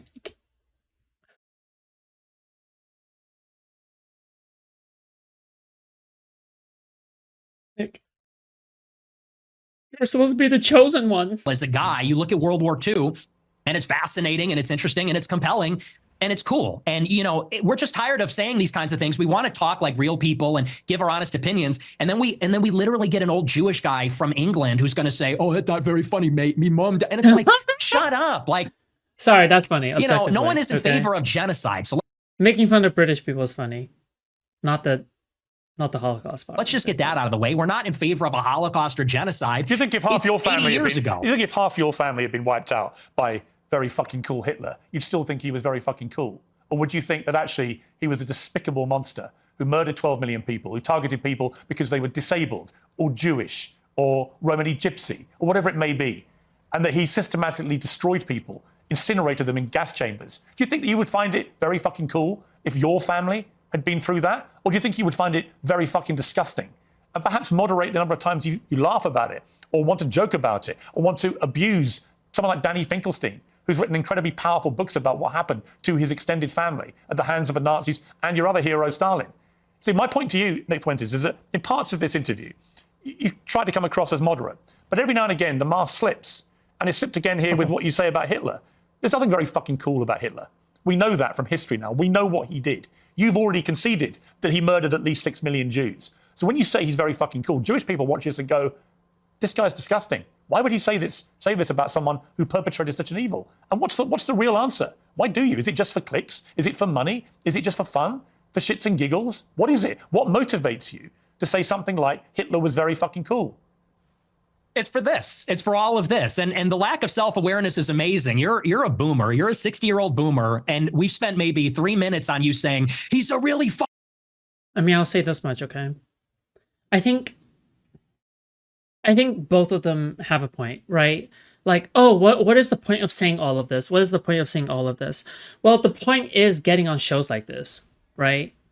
And let's not pretend that Piers Morgan is like he doesn't know about giving Nick Fuentes a platform, right? Because this is somebody that has been essentially granted a platform.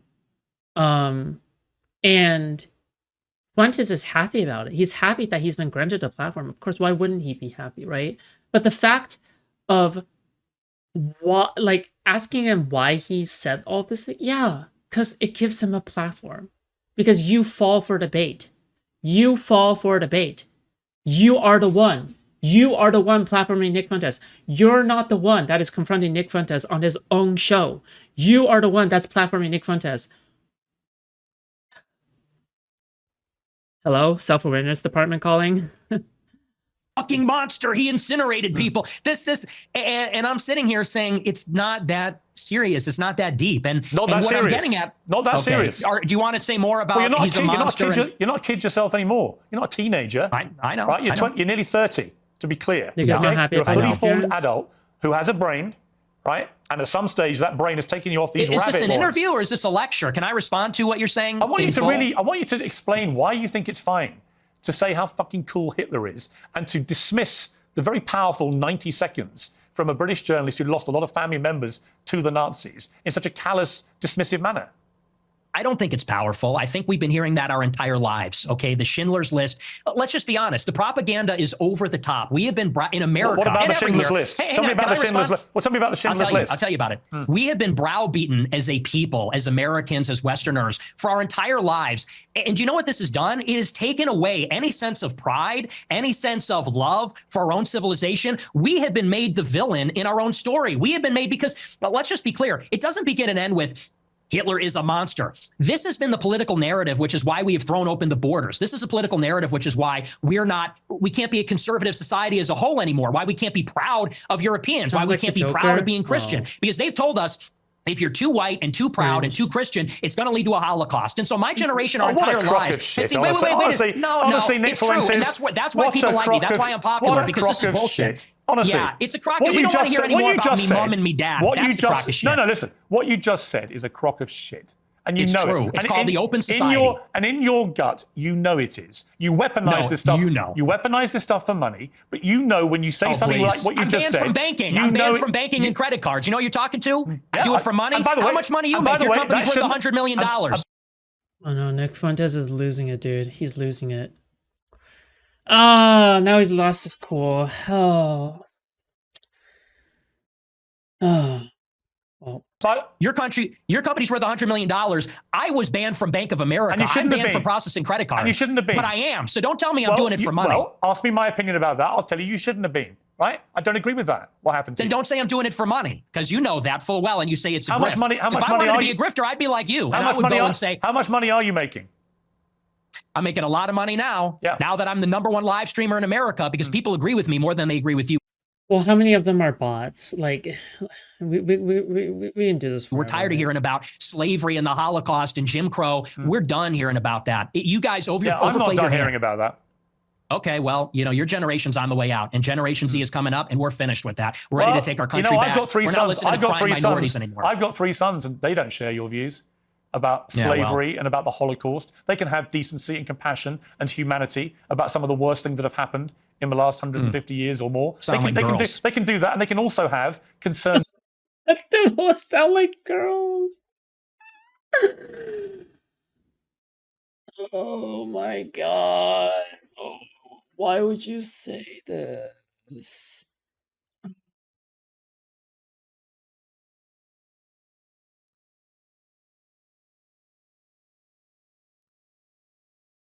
Views about issues like immigration and other issues. The two things are not mutually incompatible. You can have different views about different things. It's your lack of humanity and compassion for people about things like the Holocaust, about slavery. It's that people find so contemptible. And I don't understand why you need to do that.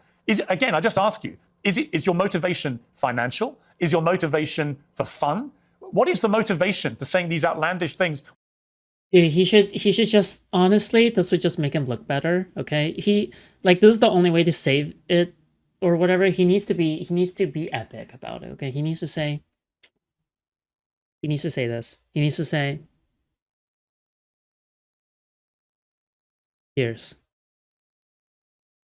it's to send a message. He needs to fully go Joker. Fully Joker. He needs to say something fully Joker mode, okay? Full Joker mode. Piers, it's to send a message. Piers,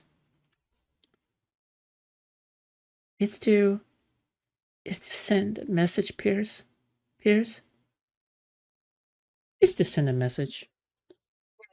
Which you don't need to say, and which I suspect, I don't know, I suspect a lot of it is performative. So what is the motivation? I'm an iconoclast. The Holocaust is not my religion, and it is treated like a religion. It is treated like a religion with dogma, with blasphemy laws, and that secular religion says, and you say that's a crock of shit. It's intentional. It's called The Open Society by Karl Popper. It's by these architects of the liberal order after World War II. They got together and they said, how can we make sure that Hitler never happens? How can we make sure that totalitarianism never happens again? And they came up with the consensus, which is that we need to take down nations, religions, fathers, the authority. The funny part is coming back. All of this has been gold so far, okay? As far as I'm concerned, all of this has been, just gold. Yeah. Carrying personality. We need to be empathetic and altruistic. We need to be diverse and pluralistic. And that experiment isn't working. And I'll tell you the truth right now, and you can laugh at this, you can scoff at this, our people are being genocided in our country. 50% of the live births in the United Kingdom and in the United States are non-white. In 100 years, my ancestors, your kids who are so empathetic and compassionate, they're going to be a minority. They're going to be a minority in maybe a Muslim country, an Indian country, an Hispanic country. And these Jewish people that are 100 years old talking about my grandparents and the Holocaust, they don't care about that. Actually, they like to see it. At the SPLC, they're literally counting down the days until whites are a minority in America. So forgive me if I don't believe them when they talk about compassion. There's a genocide going on right now. It's not against the Jews. How many Christians are there? In Gaza, it's against How many whites. Christians are there in the world? Like me. 1 point some billion. Yeah, 2 billion. How many Jews are there? 15 million. Okay.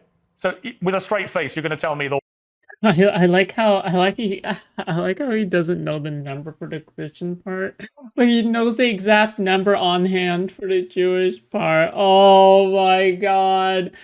Fuentes, no. You can at least pretend to not know the number off the bat. It just shows that you're obsessed with Jews. Oh my god. The world is being overrun by the Jewry, by 15 million people, when there are over 1 billion Christians. There is a genocide of Christians like poor old Nick Fuentes going on at the hands of these 15 million Jews. Really? See, this attitude is why you're losing. When you say Who am I losing white to? people, Who these am I poor losing old to? white people. Who am I losing to? You're seeing it. Mass migration. Oh, you're losing to me. We are losing as a civilization of mass migration. And here's the difference. In Israel, they have my politics. In Israel, they want to maintain a Jewish majority.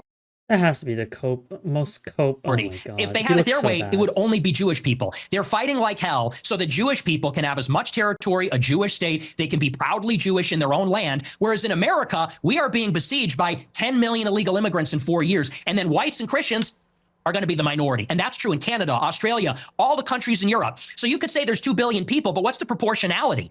What is the percentage of people being born that are white? Where's the arrow pointing? Where are we going to be in 50 years? In 50 years, there might be in Israel. In 50 years, there isn't going to be a white Christendom. You don't believe people should get married, right? I think people should get married. I'm a Christian. But you're basically anti-marriage, really. You've talked about this. You've talked about... Are we done talking about white? Oh, I know this part that's coming up because I watched it on Steven's stream. This is the gay part. Genocide. Well, I'm coming to the same part because you seem very resistant to the idea of marriage. You've never got married. You've talked very scathingly about henpecked husbands. Just take a look. That's true. Guys get to a certain age and they're like, you know what? Women suck. Like they're talking too much. They're not hot anymore. Like, you're fat, you're chubby, you're not as hot as you think you are. You fucking talk to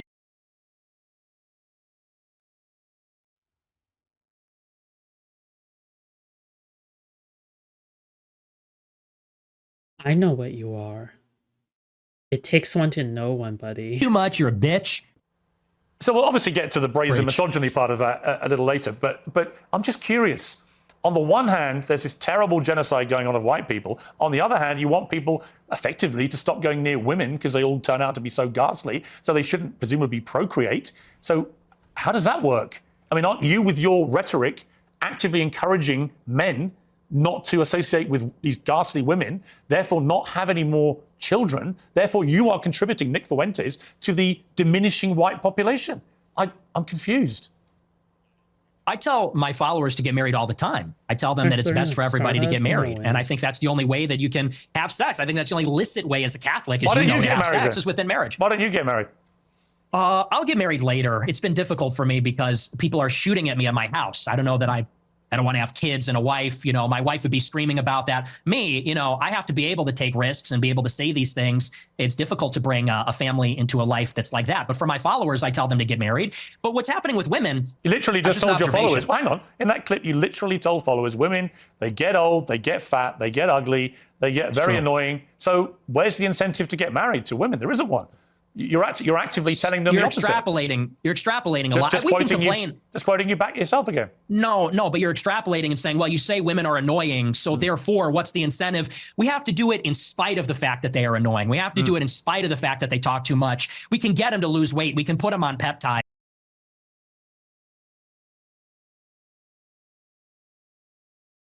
Oh, it's okay to be gay. Dude, it's not a big deal, seriously. It's okay. Like, bro. Like, what are we? Like in fucking medieval Europe? Like, hello? We can get them to the promised land, but it's going to be. Do you think this view of women may be why none of them want to go near you?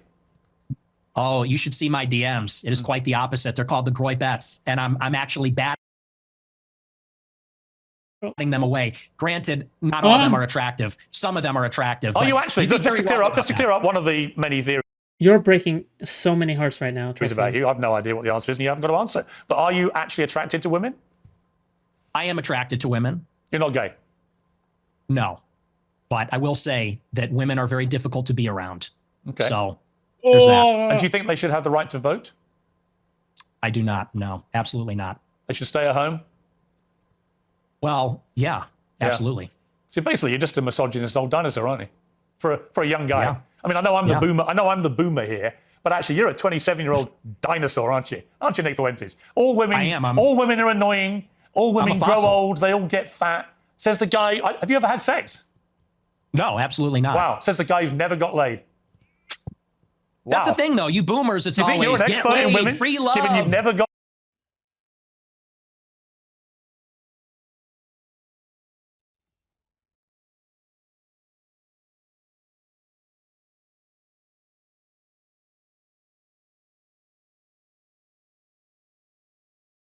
He definitely had sex.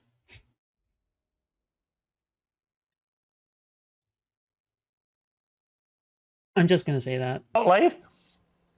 Yeah, we are going back to the Stone Age. You're absolutely right. This, you know, you're talking about empathy and your kids are empathetic and they would never laugh at a joke about the Holocaust and you're a misogynist. You're a simp yourself. You're totally henpecked. That's the problem. So Let me play another clip of yours about women. A lot of women want to be raped. And when I say raped, I mean like, that sounds bad when I say it like that. But there's like a lot of women that really want a guy to beat the shit out of them. But also they have to pretend, but part of it is they have to pretend like they don't. You think women want to be raped, do you? That's what the studies show, Piers. That is what these statistics say. But that's what you believe, They is have it? fantasies. They have fantasies about it. I don't think that they want to actually get raped. But there's a study out there. Get ready for this. It says 62% of women have rape fantasies. And if you read anything that they're reading, if you watched what they're watching, what do you think 50 Shades of Grey is about? What do you think Twilight is about? I mean, that's just true. You think women want to have the shit beaten out of them, as you said? Most women have rape fantasies, but that's not the same as actually getting raped. Yeah, of course. Like what are you talking about here? Anyway, whatever. Yeah, and it's very disturbing, but it's true. Do you think your views on women might change if you actually Yeah, but I'm sure like 85% of men have rape fantasies. That's correct. ever had a relationship with one or had sex and actually had a proper relationship. I mean, people say the reason you're so angry about women is you're basically an incel. Well, I'm not angry about it. You sound very angry. You sound very, very angry about women. They get I'm passionate. It's an issue You're I'm not passionate. passionate about. You're sounding very bitter about women, as if women have done a Bitter? terrible disservice to you. But when you don't have relationships, you don't have sex. When are they doing these terrible things to you that's made you so hateful towards women? I'm really curious. Was that? I don't think that was a hateful clip. I think I was laughing. I said they want men to beat the shit out of them, and that's just true. I mean, when you look at the state of modern women, all they do is lay in their bed, doom scroll. They're chilling out. They're getting a little they're getting a little fat. It is what it is. I don't know what the average weight is, but they're getting a little heavy. And any guy that is playing the field these days will tell you that. I mean, and I know a lot of the Chads. I am an incel. I'm friends with a lot of Chads like Bradley Martin, Clavicular. They agree with me. You know, there's sort of like this alliance between the guys that don't have sex and the guys that get the most sex. We know what women are about. It's the guys in the middle. Guys like you in the middle. It's the beta male orbiters that say, she's amazing. You're a misogynistic pig. Because I don't know what that is. I guess Well, come on, let me desperate. explain to you what I think it is. I think when a 27-year-old guy who's never got laid, never had a meaningful relationship with a woman, says that women shouldn't be allowed to vote, they should stay at home, that all they do is I mean, to be honest, you know what? As somebody who has never been with a woman, you know what? Nick Fuentes be kind of spitting, okay? Just saying. All right? I think he's onto something. fantasize about being raped and being beaten up. That's what they want. That they're annoying, that they get fat, that they get ugly. That's a misogynist. Now, you may not understand it because your knowledge of women is so incredibly tiny, but actually, you are the embodiment Cut the plug. Cut the plug. Cut the video. Oh my god. of a misogynist. It couldn't be clearer. Bro. And if I was in a way, you have the deep-rooted misogyny of some of the actual boomers I know. Yet here you are, 27 years old. And most of the current studies show that a lot of men are really disenfranchised from society, no longer have physical relationships with women if they've ever had them, never associate with women, and build up instinctively misogynist views about women. And I fear you're in that position. You're just a bit of a lonely guy who wants to get laid and can't for whatever reason. And it's made you bitter about women. And I don't know where that's come from, but it's fascinating. No, see, here's the thing. First of all, you're very caught up in the labels. It's always, you're a racist, you're a misogynist. You said you these were a words mean racist. nothing to me. Oh, hey, You gave yourself, can I respond? You gave yourself the label. What is this? You said, I am a racist. I didn't give you the label. Okay. You said, Nick Fuentes, I am a racist. Calm down. Calm down. Did you or didn't you? It's okay. Did you? Yeah. Okay. But so here's I the didn't thing. give you the label.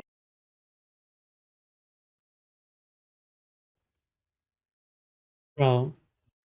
Fuentes has to be throwing on purpose, okay?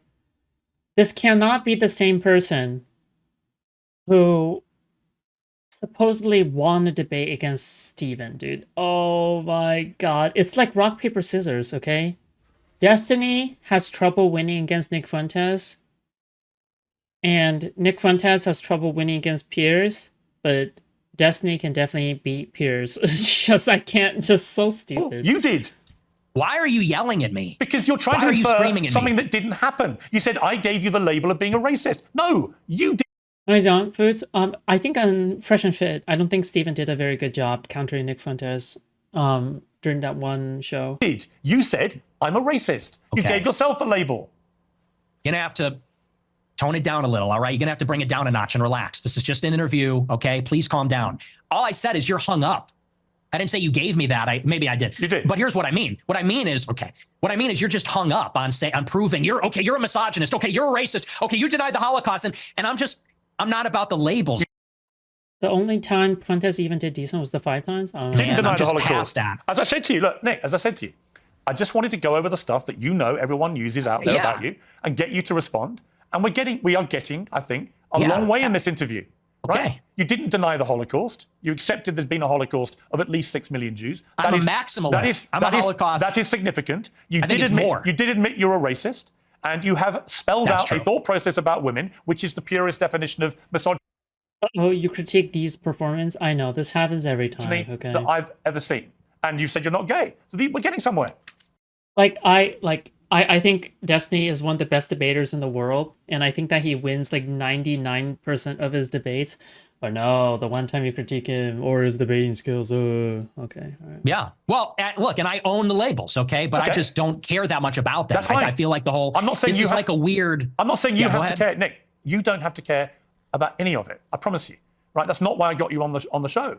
I wanted to give you a fair crack, which I think I have. We've gone over a lot of stuff. We've got a bit more to go on. I genuinely don't think I've ambushed you with anything you couldn't have been expecting. No. I don't think I've been overtly hostile. In fact, when you've asked me to calm down, I've calmed down. I don't want to have a hostile, angry, shouty match with you. I simply want you to spell out exactly what you've meant about all these things, and people I like to see a debate. I'm horrible at debating. can then be the judge of it. So let's take another break, and we'll come back and talk about Donald Trump, Tucker Carlson, Candace Owens, and others.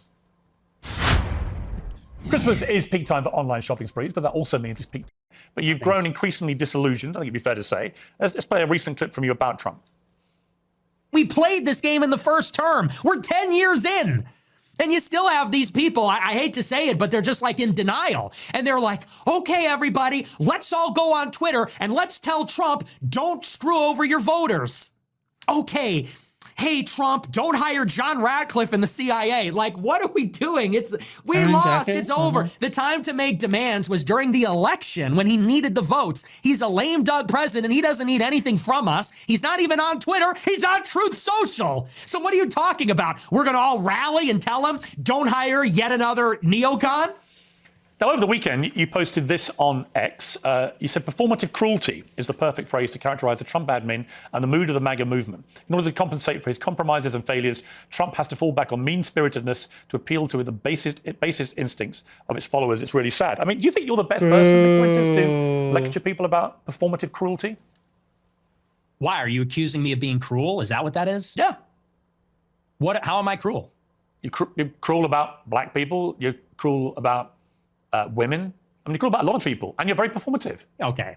I don't think I'm performative. If anything, everyone else is performative. I'm authentic. You know, whatever you want to say about me, it's real. It's from the gut. But yes, I do think it's performative. And what I mean by that is, you know, when they're doing the deportations, they know the deportations are not where the base wants them to be. They deported, the figures are disputed, but from my data, it's 300,000 in the year, which is not a massive deportation. They know the base is unhappy with that. So what do? The deportations that they are carrying out, they do a big spectacle and they arrest everybody and they film it and they put a hype at it. And there's a meanness in there. They played that song, I think from Sabrina Carpenter or something, and they make it a joke. They make it glib. And they do that because they're not delivering on the promise. So they compensate by doing it meaner, edgier, more mean-spirited so that the base will overlook the fact that it's not happening. And I think that's by definition performative cruelty. You can call me a hypocrite, but it's definitely true about what they're doing in the administration. You went to see Trump at Mar-a-Lago with Ye for dinner. What was that like?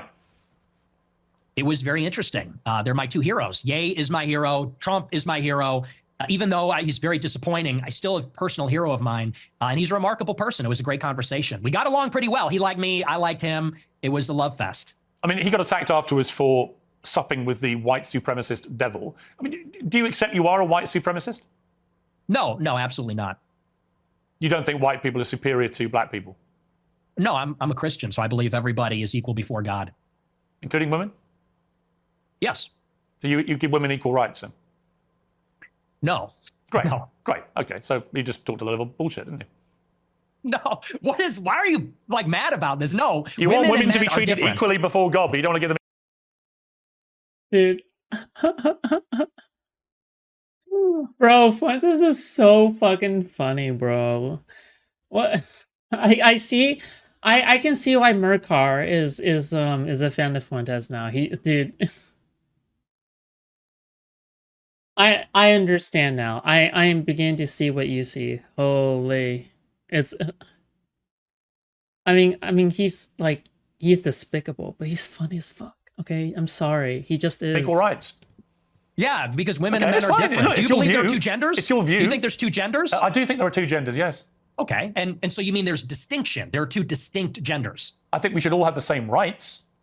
Well, if they're meaningfully distinct, biologically distinct, and they have different social and biological roles, I think it would follow that we would treat them a little bit differently in the law. Do you think the Catholic Church's teachings reflect that?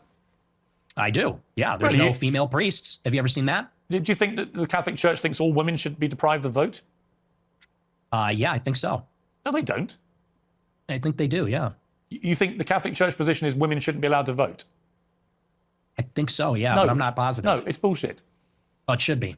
It should be. So if you were Pope, that's what you do. You could be Pope because you're celibate. That's true. But this entire debate is just Piers calling him a virgin. We are so back, boys. And I'm also from Chicago, like the Pope. But look, Right. I mean, women, it says in the Bible that women have no authority over men.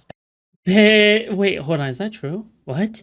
That's so And they can't based, teach dude. men. And that's why there's no female priests. There's a lot of So I things in don't the think Bible. Catholic- I mean, do you take every word of the Bible as sacrosanct? That's so based. Well, yeah, it's inspired scripture. That's all of But I it. mean, Is is this now all of it is a sacrosanct. theological debate? Well, it is Catholic doctrine that women should not lead and teach. I mean, you're not interacting with what I'm saying. Why can't women be priests? There should be. Okay, well, you're not Catholic. That's not a I Catholic am position. a Catholic. Many things I disagree with the Catholic Church.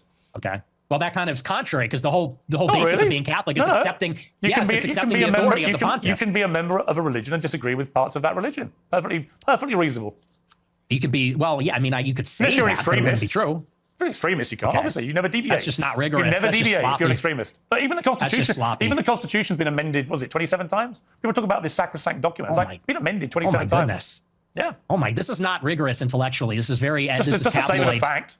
theology. Okay, but it's fine. Where were we? We're talking about Trump, and well, somehow we got on into Trump, you're look, white on knighting Trump- for on- women's rights. On Trump, well, I think women should have the same rights as you and I. You don't. That's fine. Put on the pink hat, bro. Put on the pink hat. We're waiting. What's the pink hat for? For the march, for the women's march? Are we going to see you at the women's march protesting for women's rights and all that? I think women should have equal rights to men.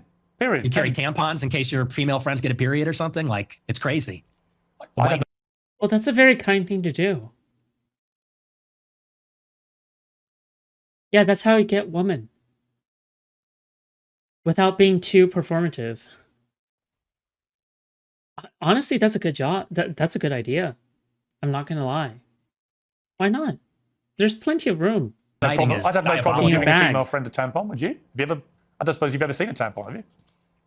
Gross. Absolutely not. You Get think, that away you think from me. tampons are gross? Yeah, they're Really? filled with period blood. Yeah, it's kind of gross. Wow. Have Are ever you seen- into No. that? You like? No, clean tampons, clean ones. He's talking about clean. Obviously. What? Like that? You, Have you ever got seen a lot it? of No. I tampons. don't think you've ever What? seen it, have you? I've seen them. I've Have seen you? them before. You've been that close Yeah. to a woman? Really? No, I've seen them. Look, I Oh, you've seen I used videos? to He's seen them at the with store, women. bro. I've seen them around the I bet house. you've seen videos, haven't you? What? What are we doing here, Piers? I'm not you sure. really hate that. I'm not sure, You're Nick. more impressed that I'm a misogynist than you are about anything. It's Not very really. revealing. I'm actually more exercised about your blatant self-admitted racism than I'm about I see. anything. But the misogyny runs a close second. Let me ask you about Tucker Carlson, because you had a long sit down with Tucker Carlson, in which he was, oddly, I like Tucker, we got on well. I was with him last week in London. That's like just about the biggest fucking red flag ever. But he gave okay. me a harder time than he gives you. And then afterwards, he was more critical. And then you said this about Tucker. He's a handler. He handles people. That's what he does. He's a fucking liar and a handler. He goes around telling Whoa. people, I don't know anything. I don't know. Oh, I know nothing. I don't even have a phone. I am just a clueless tourist. I just travel to all these countries and, I don't trust him. And I don't care, maybe that alienates me from people in the conservative movement. I don't care. I'm not going to be a part of it. I'm not going to be a party to whatever that is. Whatever that CIA bullshit is, I'm not going to be a part of it. What? So, now that I've heard enough from Tucker and I've heard enough from other people and I've seen enough, this guy's not who he says he is, not an ally. Stay the fuck away from me. You're weird, dude. You're weird. See, what would have been great is if you'd said that to him when you were sitting opposite him. Well, when I was sitting opposite him at the dinner and in the interview, he was nothing but nice.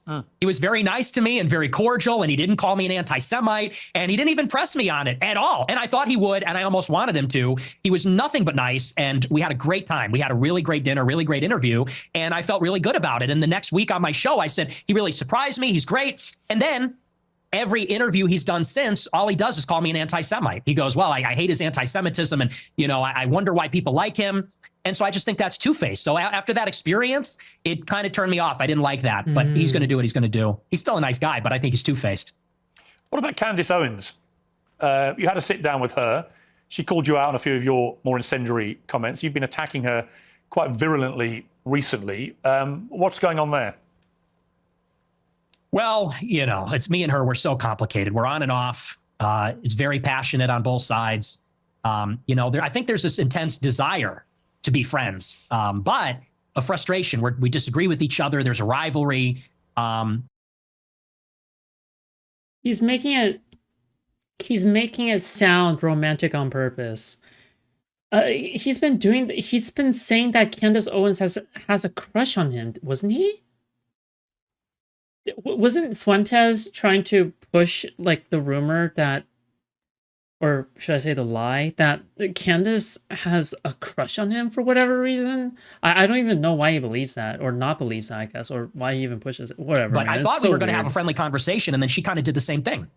We're going to go on a show during the war with Iran. We're literally in the middle of a war. And she texted me the day before the United States bombed Fort O. And she said, would you like to come on my show? I said, absolutely. I said, is this going to be about Iran? She goes, I don't do setups. I said, yeah, let's do it.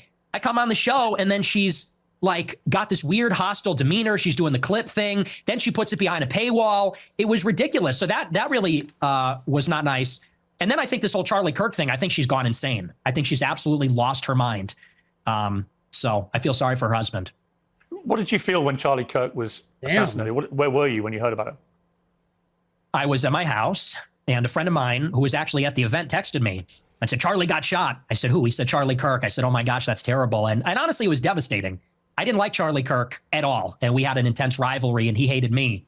But honest to God, I was devastated. I was emotionally affected by it. I didn't even do a show that night because I was beside myself. So it was rough. I mean, it was hard to watch.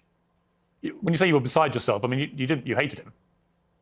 I don't hate anybody. I didn't hate him, but I really didn't like him. I intensely disliked him, and I didn't agree with him. He called you vermin, didn't he? He did. Yeah, he hated me also. But you were still. Wait.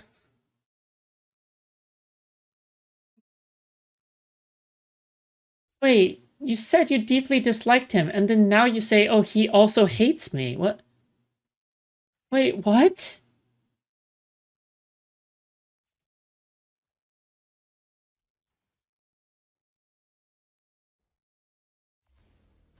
He's like contradicting himself. He's flustered. He's flustered. He's slipping Beside out. yourself when you heard what happened to him. He's flustered. I was. I thought it was disgusting what was done to him, and it was tragic, and it was horrifying. Do you fear an attack like that on yourself if you up your own security because of this? Because your profile's got exponentially higher since what happened to Charlie Kirk. I have increased my security, and but something similar like that happened to me. Someone came to my house with a gun about a year ago, almost exactly, trying to kill me, and he was shot and killed in my alleyway. So I've had increased security for a while. It's a bad time out there, and I do believe it was a left-wing person that killed him. I think it was a left-wing person that tried to kill me. So yeah, I take it very seriously. Elon Musk said on his X platform that you're a Fed, that you're a paid-up hire of the government. Is that true? No.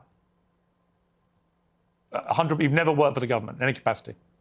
I've never talked to federal law enforcement. And actually, I've testified to that fact under oath when I was subpoenaed by the Congress. People leave that part out. But I got subpoenaed, I think, in January 2022, I think it was. And I was deposed by the subcommittee, the House Select Subcommittee on January 6th. And they asked me, did you speak with any federal law enforcement? And under oath, I said, no, I've never had contact with them. I've never turned over devices. So no, absolutely not.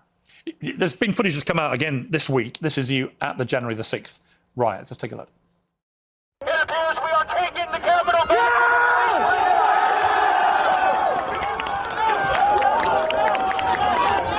Keep marching and don't relent, never relent. Break down the barriers and disregard the police. This Capitol belongs to us. The police are evacuating the Capitol. Those politicians, those rats, scurry out of the people's house. Now you're heard there shouting down your loud hailer, break down the barriers and disregard the police. The Capitol belongs to us now. Yeah, but that doesn't mean that he's collaborating with the feds unless we're talking about unless you're talking about that, right? What did you mean by that? Like I don't think he's collaborating with the feds. I think it's pretty self-explanatory. The Capitol belongs to the people. Disregard the police. So you don't support law and order? No, I support law and order. But on that day, the police were brutal. The police killed somebody, Ashley Babbitt. And, they were throwing people off of the rafters. They killed multiple people. So disregarding the police is the first step to anarchy, isn't it? Well, I think the first step to anarchy is when the government rigs the election, which is what happened. That is when the government loses its legitimacy, and its enforcers, consequently, do also. Well, Oh, come on. He doesn't believe this. He's too smart for this.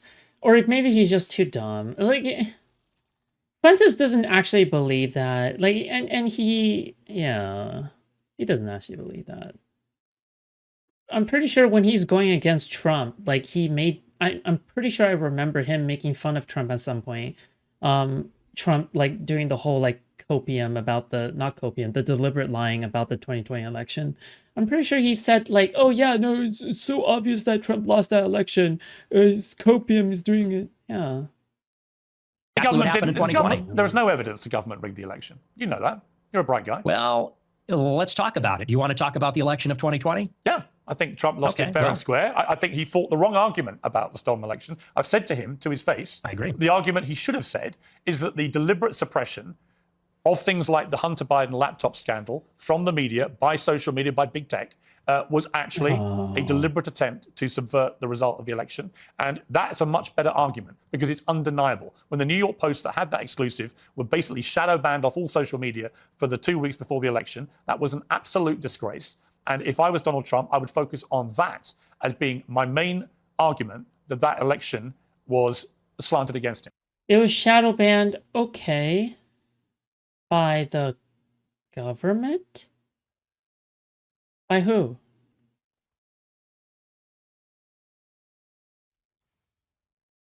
By who? Right? When he goes off into saying that there was widespread rigging and voter systems were wrong, we've litigated all this now through various court cases. Various Republican judges have ruled there was no rigging of that kind. In fact, the American election system is accepted by most people around the world as being one of the best in the world, one of the most reliable. So I just think he fought the wrong argument. If he said the deliberate suppression of damaging stories to the Bidens, which could have swung the election, was outrageous and unacceptable, I'm 100% behind him. But I was never charged with anything? Building this spurious argument that it was all rigged through voting systems and so on, he lost me. Well, I agree about the voting systems, but, you know, when they went into the machines, I think that was ridiculous. However, what has to be accounted for is that in 2016, 35% of the votes were cast by mail. By 2020, it was 70% because of the pandemic. So you doubled the amount of votes that happened by mail. They called it in-person early voting. They called it a variety of different things. And the other thing that they changed is they solicited the mail-in ballots. So they sent ballots to people's houses. And once you do that, I mean, you have absentee balloting normally, but it's a process. You got to give your social security number, your ID. They send it to you. There's regulations in place. This is an election where they double the amount of mail-in votes, and they sent ballots to people's houses. And when you do that, you break the chain of custody. So they send the ballot out, and then they tell people return it at a 24-hour ballot drop site that's unsupervised. There's thousands of them, and they're going to hope that all the ballots that find their way into these drop boxes were filled out by the person that the ballot was intended for. And I know that didn't happen. I'll tell you why. My uncle has been dead for 26 years. He got a ballot in 2020. It was mailed to my parents' house. And you know that was happening in nursing homes. You know that was happening in apartment buildings. But you also know that every independent body that has looked at this has concluded there was no widespread rigging, that it was a free and fair election, and Trump lost. And the bottom line is he should stop going on about it anyway, because he won back the White House in 2024. By your, I mean, well, as you have been so keen to tell me, move on, right? No one wants to look back too far. That's a separate argument. I mean, you can say that he should stop talking about it, but whether it was rigged or not is actually relevant to what happened on January 6th, because what happened on J6 is people were outraged about it. People were furious that, by the way, there's never been an independent ballot audit in all the states where there was alleged to be rigging. That has not happened. And certainly it did not happen up until January 6th. And people said, this is ridiculous. They're stealing it. You know, no, if people, honestly, if either you or Donald Trump or anybody else wants to show me, I said this to him when I interviewed him last, you know, if you show me the actual. Oh my God, dude. Is there ever going to be a time where Piers Morgan isn't bragging about his relationship with Trump? Oh, Lord. Hardcore, incontrovertible evidence, then great. I've never seen it. Joe Rogan asked him. He didn't produce it with Joe Rogan. It's just never been produced. But look, I don't want to labour the point on that. So I suppose the more interesting question now, as your influence rises in the conservative movement in America, and there's a lot of splits going on amongst MAGA over a number of issues, and about you, and you know this, is your split with Trump irrevocable? Ooh. Do you feel now, as we head towards the year of the midterms, that it's time to now look to who his successor will be, and who do you think that person should be? Well, it's not irrevocable, but I am very pessimistic about this administration. And succession is something that I've been interested in for as long as I've been doing this show. And I think it's very clear that they are grooming J.D. Vance to be that successor. And by they, I mean Elon Musk, Tucker Carlson, Peter Thiel. There seems to be an organization that was put in place roughly around 2022 when Peter Thiel was very active in the midterm elections. He spent, I think, over $30 million, $15 million for Vance, $15 million for Masters, spent a lot of money in a lot of other congressional races, trying to unseat the Republicans that voted for impeachment in 21, and also building out a media market, building out a patronage network, funding things like Passage Press, Sovereign House, a number of other projects to create sort of like a self-contained media ecosystem. And Vance is clearly the selected nominee. That is who the interests want. And they've been pushing for him very strongly. So I think he's the heir apparent right now. There's a forceful push. I've heard good things about him. I've heard bad things about him too. And where I think it needs to go is I think we need to return to the message from 2016, what Trump said in the first election, which is we need to drain the swamp. We need to get the money out of politics, the super PACs, the special interests, put America first in foreign policy and the wars, close the border and deport the illegals, and reindustrialize America, bring back manufacturing, bring back jobs. We're in this Cold War with China. We need America to have productive capacity again. We need America to have wealth. So I think whoever is going to bring us back to that, that's who I'm going to support. And I haven't seen enough from Vance yet. You called J.D. Vance's wife a Jeet. What does that mean? It's a slur for Indians. Why would you use that? Well, you want... Because I'm racist. Wait, hold on. Because he already said that he's racist, right? He doesn't need to, you can just reiterate, right? No, I'm being, I'm being honest here, right? Like, you, yeah, you can just go to that. Not the honest answer? Because you're racist? No, there's actually a different reason. The reason why I said that, if you watch the whole show, did you watch that whole show? Oh, he should have just said, oh my God, no. He's not making the right decisions on what to say. Oh my God. Dude. Oh my God. Guys, I'm so sad. Actually, no, sorry. I mean, I'm happy. Oh no. Bro. You've admitted you use that slur. I'm just curious why you would use that about a woman with her heritage. I'll tell you, there's a really important reason why, and this is why context matters.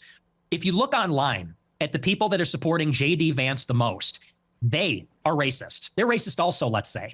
And they look at someone like myself. I don't support J.D. Vance. And they say, you're brown. You're a third worldist. They are gleefully participating in the cruelty. You could say the performative cruelty of the Trump administration. They say, you're going back. You have 100 days until you're being deported. You're going into crystal. And then they tell us to vote for J.D. Vance. And so all I did on the show is I said, you have basically racist chuds that post memes about Indians all day on Twitter, memes about third worldists and Palestinians even. But then they want to turn around and support a guy who has said on Twitter, how dare you say I'm racist? I have non-white kids and I'm in an interracial marriage. And all I said is I just said that's a little ironic. I said that's hypocritical. And Vance is going to have to explain to all of his supporters who have gassed him up as the real mass deportation candidate. He's going to have to explain to them what's going on with that. What is with the contradiction? Because and you don't feel any accountability for the millions of young people that will hear you use that slur and think it's fine to use it? No, I think that's ridiculous. Okay. Let's take a final break and come back with a little kind of summary of how you think this interview has gone for you. Okay. If you're a fan of epic fantasy...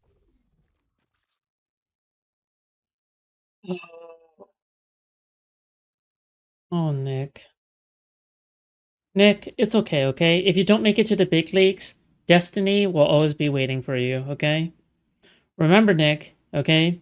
Nick, remember, all right? If you never make it to the big leagues, remember, destiny will always be here for you, okay? Arthurian legend or just epic storytelling, I have some good news for you. The Pendragon Cycle, Rise of the Merlin, is the Daily Wire's new 7-part cinematic series, and it's so good, it will shock you. The top-quality reimagining of the King Arthur legend, which follows a young Merlin in a Britain torn apart by warring factions and standing on the brink of a new era. Okay, great. Thank you, Daily Wire, Slop. Sort of anticipated that you would... He needs you to sweep him way more than Tiny ever did? Wait, what do you mean? Who make some choices about how you wanted it to go, and I was fine with it. So I thought it was terrific. As a Catholic, you're probably aware he fell off from Destiny Grace either. I mean, he was never in Destiny's Grace. Like, Destiny has always been opposed to him. Ever since the chicken waffles shit, because he made a return Fuentes made a return to the neo-Nazi show. Where the Jerusalem Post has recently called on the Pope to openly condemn you. Would it matter to you if the Pope did? He's an American Pope, obviously. It would be very disheartening, yes. Why? Because he's our spiritual leader. He's the head of the church. He's the vicar of Christ. So if he condemned me, that would be very disheartening. And it would depend upon what he would say exactly. But yeah, I wouldn't like that. I wouldn't like that If at he all. condemned you because you've openly admitted to being a racist on this show?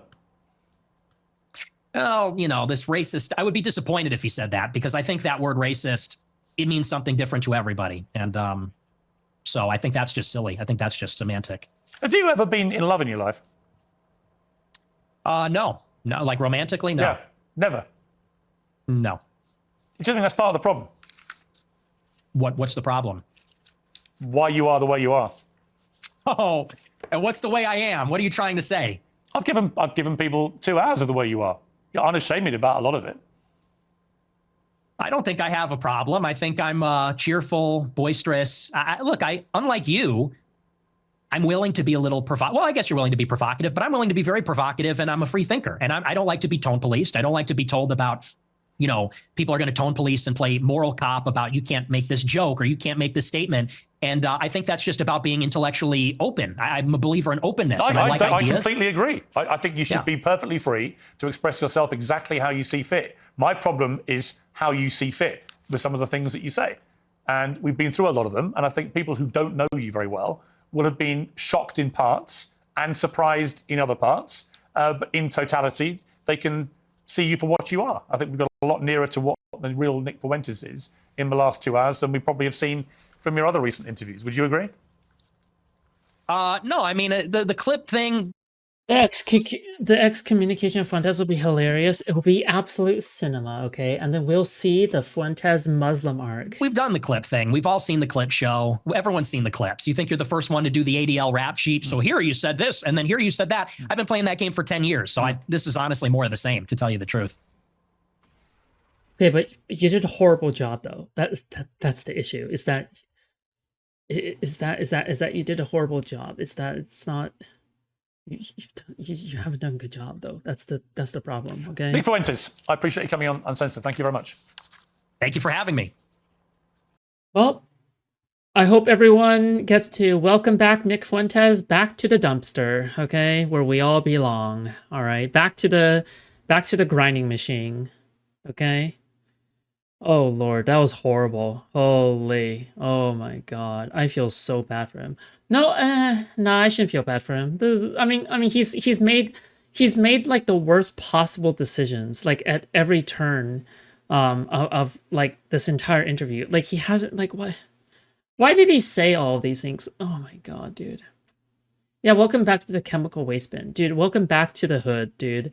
You know, some people like move out of the hood and then like they just gamble their entire savings away and then they have to move back to the hood, back in with mama. Dude, that's what I'm saying, bro. It's just like, man, it could have been so much different, you know? It's not about me liking. Was I say you feel bad for Nick Fuentes? Yes, I do. It's not out of me going like, oh my God, I love Nick Fuentes and that's why I don't want to see him be destroyed or something. No, there's just something fundamentally like cringeworthy about someone squandering an opportunity. You know what I mean? It doesn't matter who it is. Like if you saw Hitler interview a Nazi for a high position, but then the Nazi then failed that position, had a horrible interview, right? What would you feel? Obviously, I would be like, to some degree, I would feel like, bro, you fucking fucked up. You fucked up the interview, bro. You could have been Hitler's right-hand man, but you fucked up real good. Yeah, of course. Right? Yeah, that's my thoughts on it. Man. What a waste, dude.